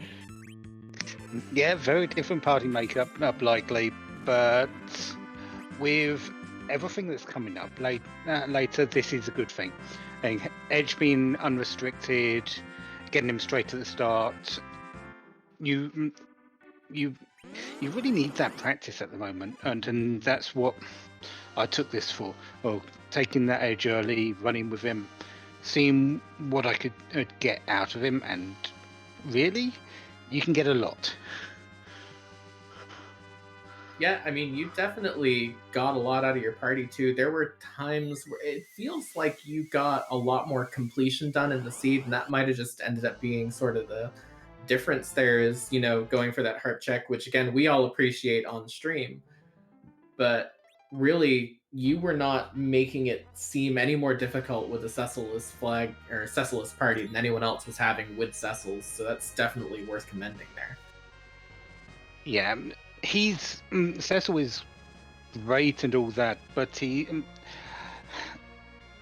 think the thing that we're trying to stretch is that he's not the be all and end all like he seems to be in a lot of cases.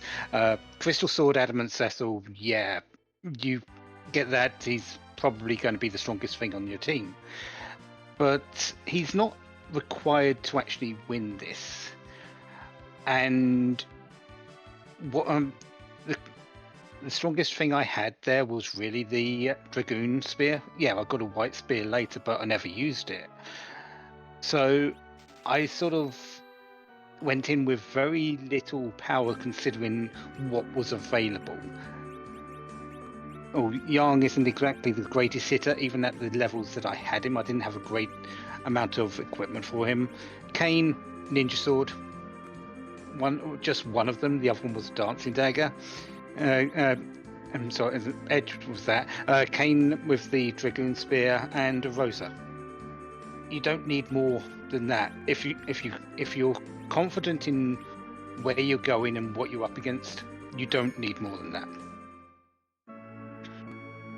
Yeah, and I think you proved that really well. Especially, it was interesting watching and comparing your Zeromus fight to Inven's, because Inven sold basically everything he had to get that Crystal Sword out of the Eblin weapon shop.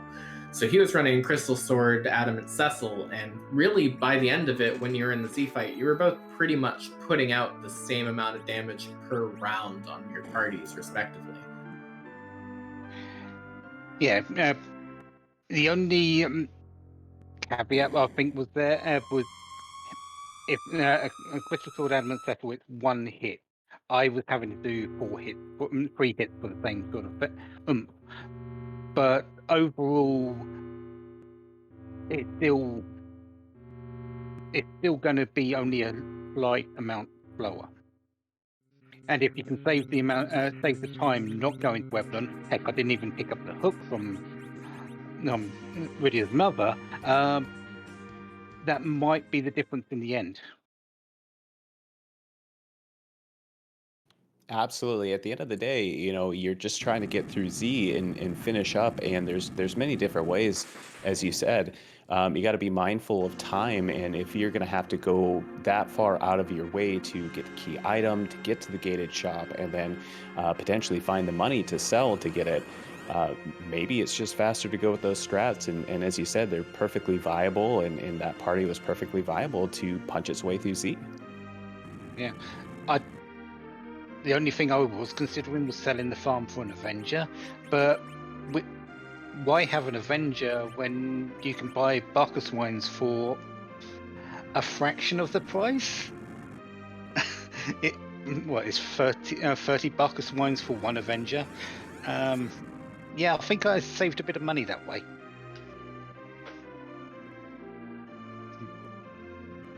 Yeah, definitely. I mean, really, I think in the end, this kind of showcased the two different extremes of how you could have played these flags. You can either try and sell everything and get the one good thing in the shop, or you can say, all right, I need to just maximize what I already have with what I can afford out of the shops on this relatively low budget. I think that was a really interesting contrast to see. Yeah. I'm sure there's a few other ways that can sort of be added in as well. Yes, we had no black mages this particular time, but if black mages were available, that would change things again, because you'd have additional things that you might want, such as the mage gear. So it's maximizing your time to shop and looting is very important. It's just very difficult. I find it very difficult. Likewise, I think finding that balance between when you kind of call that you have good enough equipment to get through the seed versus pushing a little bit further to get that next best sword or that next best spear or the next best armor can be a difficult call to make. And like I said, I think it really speaks to a comfort level that you find and building up that comfort level. Yeah, if I you just need to figure out where you feel in the seed, and I think it was about the time when I faced the Baron guards when I actually felt comfortable enough to just say that's it for me. Hey, I don't need much more except Barker's wines, and so I only checked really the item shops. Curse ring would have been nice, but I don't even remember if that was on or not, so oh well.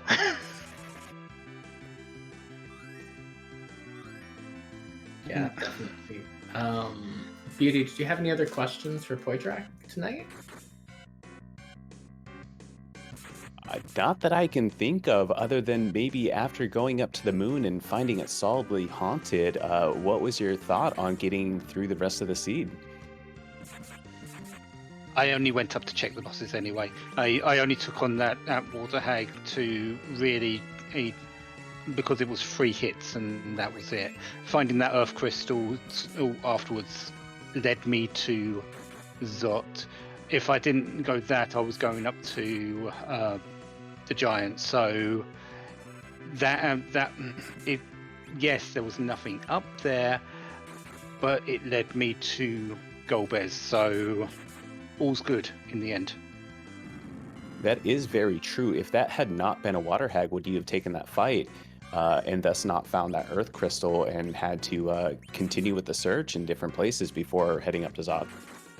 Yeah, I would have. I would have been searching around a few things. I likely would have fought a few extra bosses. So that just that one quick fight, finding that earth crystal, yeah, that saved my run a lot, actually.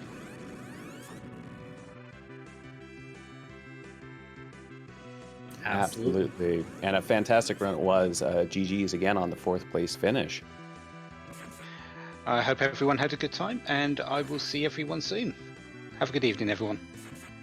Absolutely. Thank you very much. And you have a good evening as well, and GG's again. Thank you, Poitrak. It's been a pleasure watching you and having you in the booth. All right, and while we are in our interviews, Jay Brun secured the pass from Dwarf Castle, found his way over to Z, and GG's just knocked Z down and has placed 5th on our race, 3rd on the restream. So GG's to Jay Brun getting through after a little bit of rough early to mid-seed. Absolutely, and we'll see if we'll get him in for an interview here shortly. Meanwhile, Tall Grant's still a little bit doing the runaround in the seed, looking like he's doing the package check at this point. I'm not sure he checked that Baron basement spot. A bit unfortunate. That might extend this hunt out quite a bit because he's going to have a while before he gets back there, and the other one is at the King Queen Evelyn spot. And also, while I was talking, I just need to note that Jay Brun unfortunately cannot do an interview tonight. But again, GG's to him on a very well-run race. Had a few stumbling blocks along the way, but definitely showed what you can do when you're willing to just put your head down and still push through it as he manages to finish in a very respectable 5th place. Absolutely. GG's to Jay Brun again. A really great display of determination, a fantastic race, and a tip of the hat for getting through that Val. That is a very mean fight and absolutely plowed through it. Absolutely, and we're just going to see who was behind this package, because I have been curious this whole time to see who's back here. There can't be too many more options. I'm trying to figure out who's even left at this point that we haven't seen. I don't think we've seen the Dimps. I'm thinking of or King Queen Eblin. I'm thinking of our free checks here. We haven't seen Kainatsu either. I think that's the 3rd one that we're missing, and I think those are the only... Well, I guess we're missing 4? No, we're missing 3. 4. Octo as well, so that's the other one. Oh, Dark Infrared at Zot too. So we're missing Octo, Kainatsu, and King Queen Evelyn. So this has a 1 in 3 chance of being a free fight once he gets through it.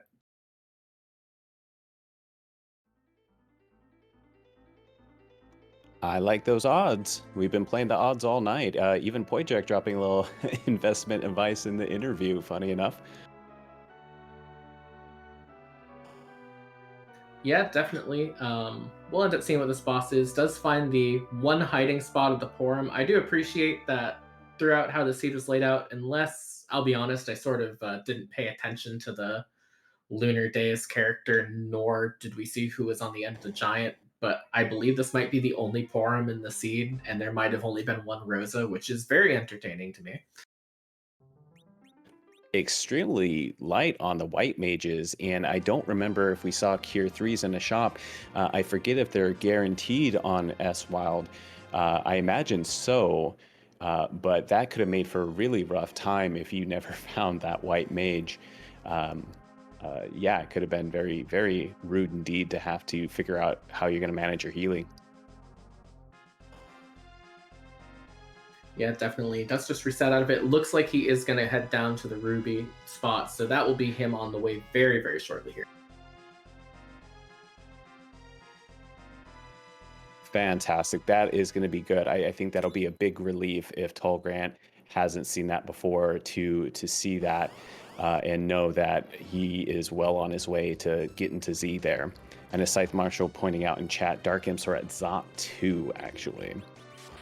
Yep.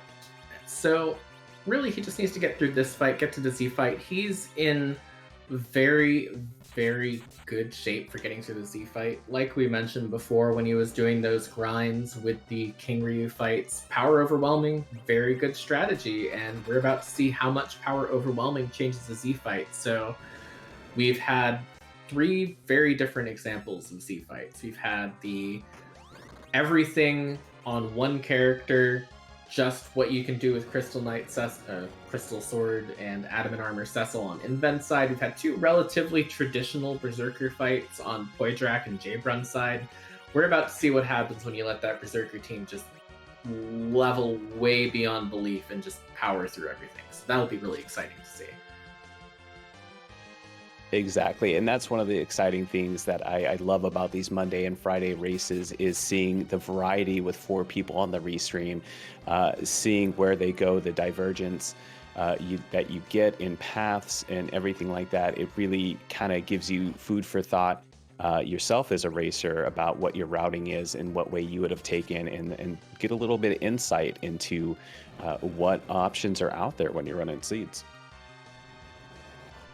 Definitely. And I believe Tall Grant is also one of our newer runners. I could be wrong on that. So putting in a pretty good showing against some of our more experienced, have been in this community for years runners too. And it's definitely always worth noting too, is that, give it another few months and he'll be in the same boat as everyone else too.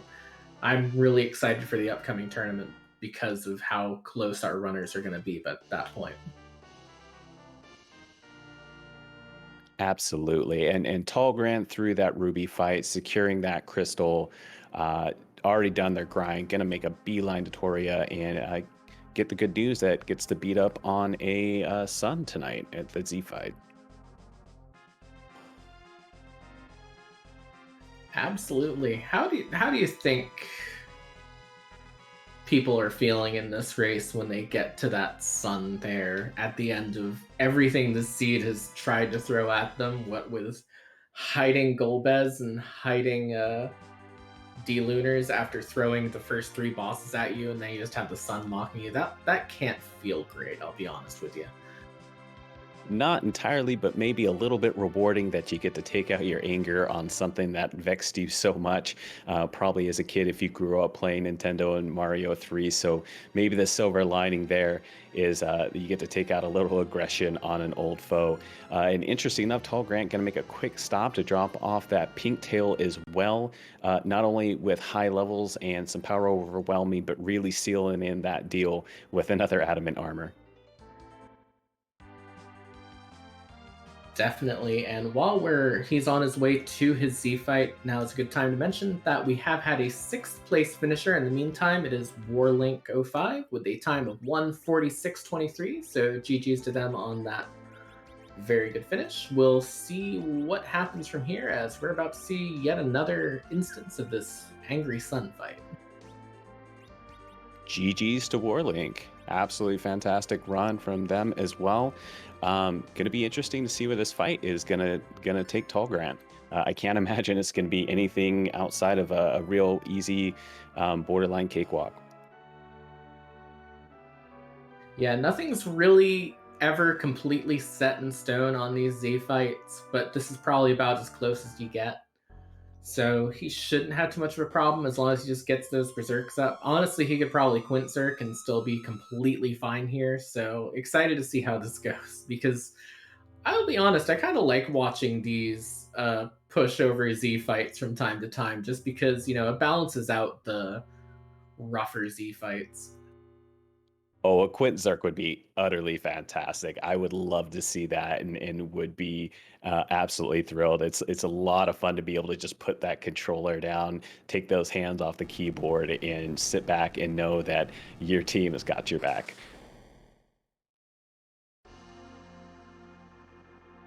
Absolutely. Although Scythe Marshall, our tracker, pointing out in chat that this might not be as easy as it seems, because his agility situation is interesting, to put it simply. Very, very interesting. That is a very good point. Yeah, you've got an RA8. I'm not even sure how high relative agility goes, but this Z will be lightning fast, and despite all we've said, will want to fight back and defend itself. Yeah, I believe in this case, it's sort of like Zeromus will be lightning fast, but everyone else will be lightning faster. So as long as everyone's berserked, they'll just keep skipping the queue, and maybe it'll turn out fine, but it's not a complete guarantee. This could get interesting, is what we're saying here. Yeah, it's going to be interesting to see, like we've said, with power overwhelming, if that's going to be enough to just completely throw any sort of agility management out the window and just power through. Yeah, definitely. There goes the Silk Web. We're gonna see the counter nuke at some point, I can imagine here. Unless, did that Silk Web fizzle? I think that Silk Web fizzled. That is a bit unfortunate. Indeed, there is a very small window there after Z makes the initial transition that you can't get any spells or targeting off, and it can be real difficult to time that Silk Web or and maybe your first attack if you're lining it up.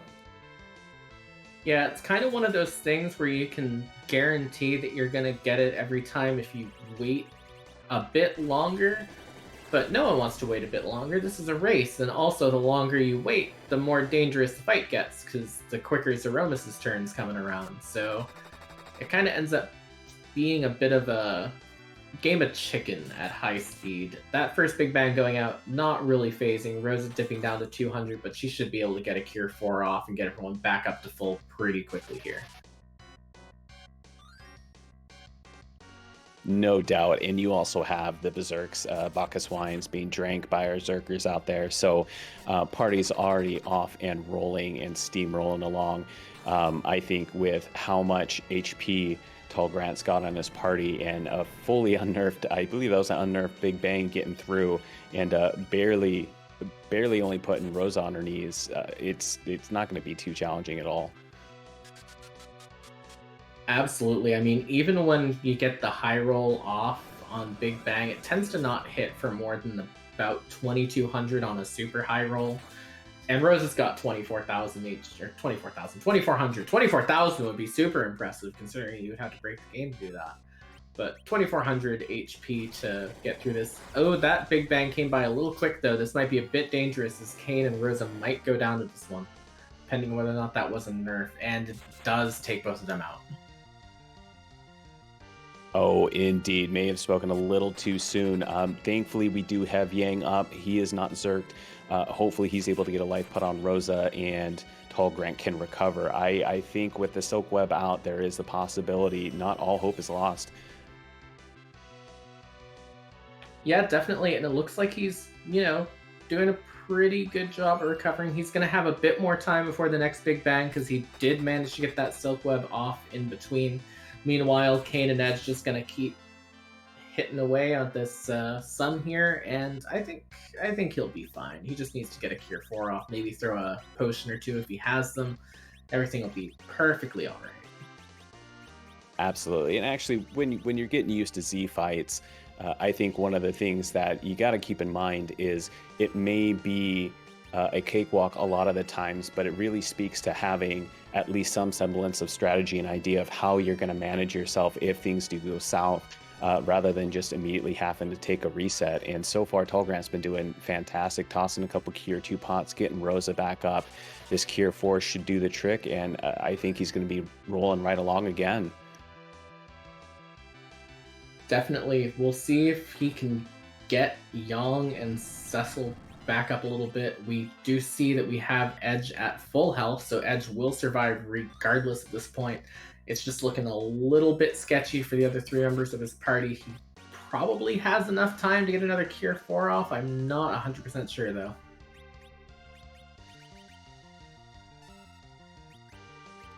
It's going to be a tight one, and using a Zeus Rage to try and nerf the Big Bang, timing on that could be a little bit difficult, especially at this speed. Hopefully, crossing the fingers, got that off. A little bit unfortunate targeting on the Edge, though, because if it's not nerfed, it's going to be real bad news. I think with this Cure 4, it's probably fine. Rosa should live, Edge should live. Cecil could get high rolled, but I think he's going to stabilize here as long as this does not knock out and high roll anyone. Nope, perfectly fine. All four still alive. He's in good shape now. Fantastic, rolling right along. That is a great roll. And that's another good example of safety is a strategy. If he had not done all that level grinding, had this exact same situation somehow, anyways, obviously his situation would have been different because stats would have been different. But if he didn't have that HP pool to rely on there, then we would be seeing a restart of this fight, not another continued attempt. And I think that's kind of a good example of how important that can be if you're using that as your strategy. Just make sure you have enough. Yeah, Tallgrant giving us another example on the restream tonight of tenacity and sticking with it, just as Jay Brun did before. Definitely, and he's not too far off of this fight being over, I have to expect. He's been hitting for a good 2k on most of his characters per turn. That nuke is going to hit Cecil, which is a bit unfortunate, but Cecil's not outputting a ton of damage per turn right now. He's putting out about 1800 with that bow and arrow setup he has going. We'll see. I think he's probably fine to just heal with that Rosa and just leave Cecil on the floor for right now and just hope for the best. I think this fight's going to be over very soon. Agreed. Didn't seem to have picked up the X-Cal or find that crystal sword. Would have even had to afford it in the first place. So at this point, probably just focus on your Edge and your Kane. They're putting out a lot of damage. Yang's putting out some great damage too. And yeah, I think we're going to be seeing rocks real soon. Absolutely. I think he did just have a very unfortunate missed input there, though. I think he accidentally single targeted a Cure 4 onto Edge, but it looks like he's not going to be have anything go wrong from that mistake. Does get another Cure 4 off with Rosa, so we're back into safe rounds. We're good for another Big Bang if it happens, and I believe that's another shake. For a second there, I was like, wait, is that the death shake or just the regular shake? That sun is about to dip down and come right after you. Oh, that is right. It does shake. Oh, no, that's even worse. Yeah, it does the little loop-de-loop and then dives right at you. So it's staying true to form. Oh, but we did get one more Big Bang high roll, but no one even going down onto their knees. So Cure 4, actually, I apologize, Kane did, but a Cure 4 immediately after, and Tallgrant's still rolling right along. Absolutely, not even any danger of a combo platter if that's even possible at this point. I'm really not sure where he is in terms of damage because I have been looking very, very hard at the There's rocks. Also, there's a very important observation that Kane could just jump over the sun like in Mario, so he does have that advantage if there is any swooping, but I think we're pretty much in the end here. You know, that would have made for a fantastic meta objective, but GG's, there's the flash crack, and boom, and down goes the sun, setting for us. GG's to Tall Grant, finishing up on this fight. Yep, 7th place with a time of 1:56.46. And we're going to see if he's going to come in for an interview or not at this point. It looks like he is. We'll be joined by him very, very shortly.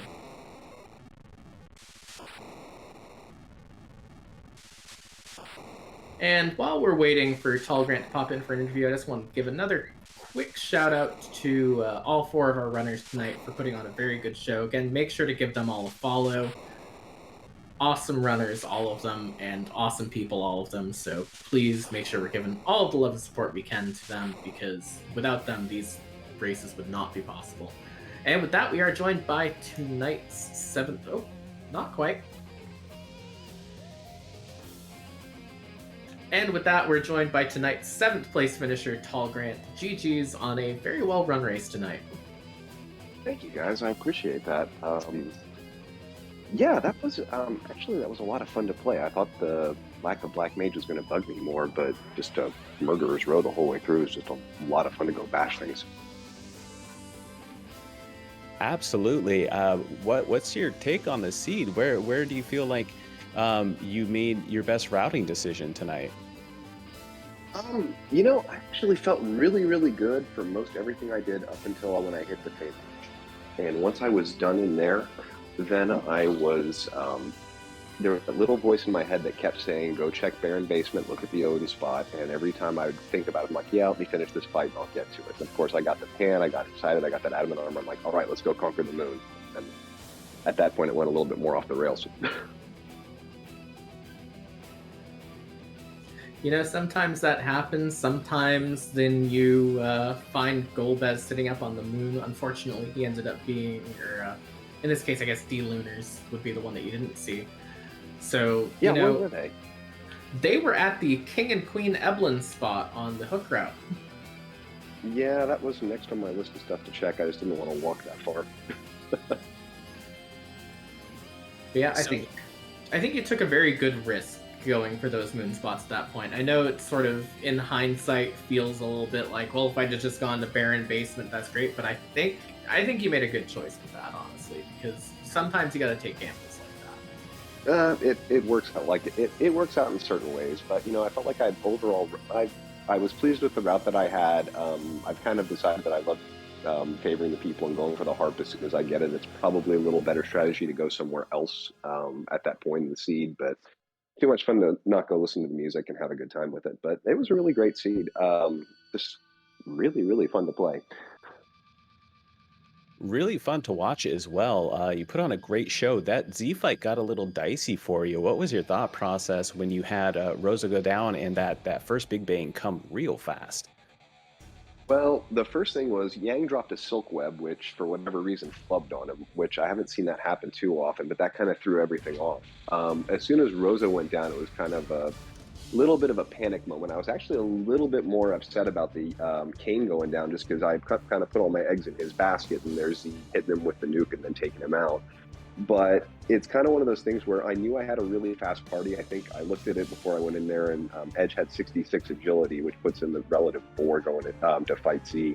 So I knew I'd have a lot of opportunities to get him up, particularly because the black hole was going to be coming after he took Rosa down, and the party was just... I may not have had to fight that extra gold dragon. I wanted to make sure I had money to put those double ninja swords on Edge at the end, though, so I was kind of over leveled for the end of it. But it was nice to, you know, breeze through, skip most of the moon, and not have to worry about experience.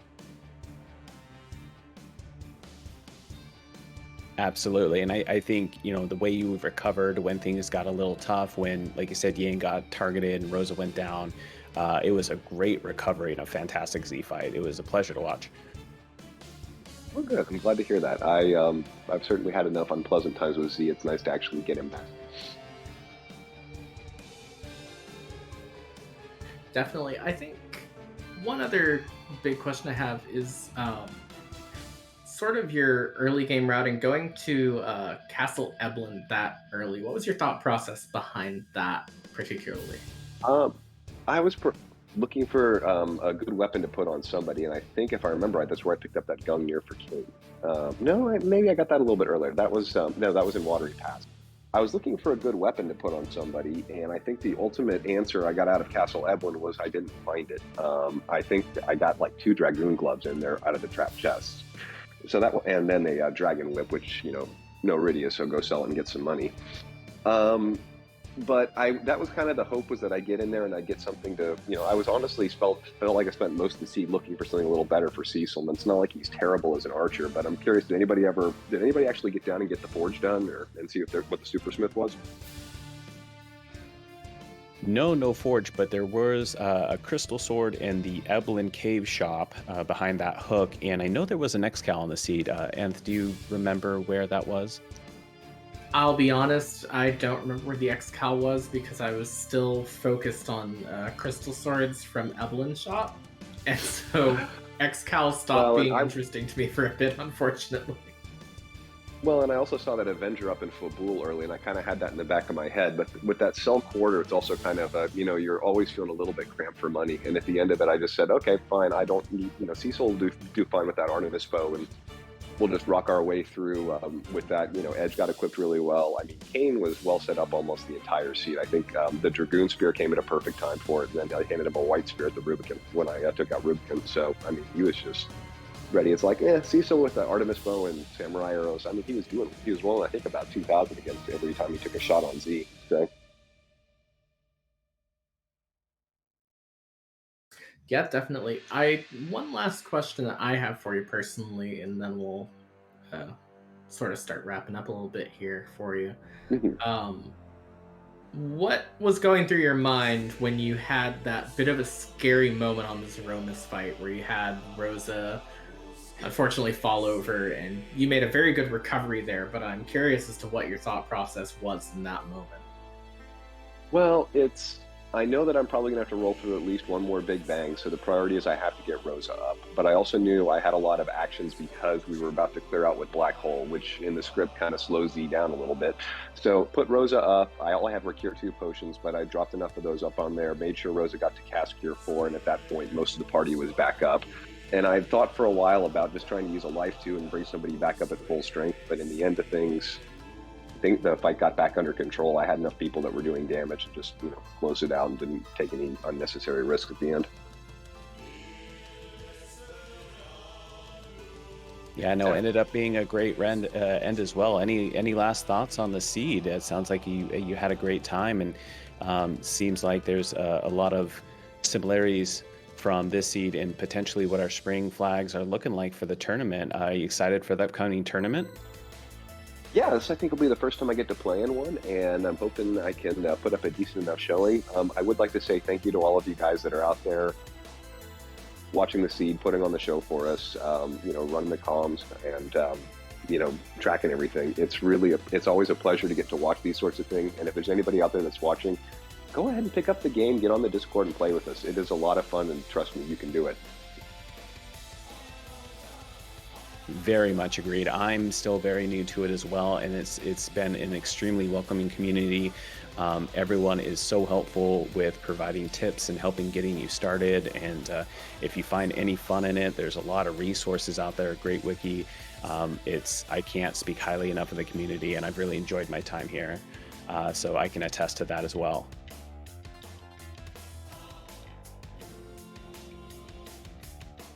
And with that, again, GG's to you, Tall Grant. Thank you very much for joining us for that interview and for letting us restream you tonight.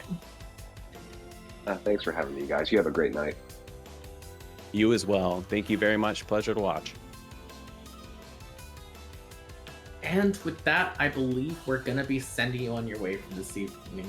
First of all, I want to give, of course, another great shout out to everyone who has helped out behind the scenes tonight. Our restreamer, Psychonaut, our tracker, Scythe Marshall, who, as always, does a wonderful job of keeping us up to date and make sure that we're giving you the right information. And, of course, again, to my co-commentator tonight, Beauty and Discovery, who, again, very, very good run on your first time out on comms with us today. Thank you very much. I really appreciate it. And I know I was in great hands. The Restream team is fantastic, and I appreciate you sitting in the booth with me and helping me take off the training wheels. Really looking forward to hopefully sitting in the booth again. Absolutely. And if you're watching and you're looking for more Free Enterprise racing action, remember to drop by tomorrow here on the Free Enterprise channel, 3 p.m. Eastern Time for the Hero's Journey Club. Tomorrow is going to be a Sid-themed flag set, which is very, very exciting to me. I love Sid as a character, and I'm really interested to see what Alchemy has cooked up for a flag set for tomorrow. But with that, I believe that is going to be the end of this for tonight. I have Bennett, and we're going to send you over to Apex Corvid, who has been doing some practice on the preliminary tournament flags. Absolutely. Thank you so much, everyone. I hope you all have a great night. Stay safe, stay healthy, and we look forward to seeing you again. I hope you're able to join us at 3 o'clock tomorrow and watch another great race here on the Free Enterprise channel.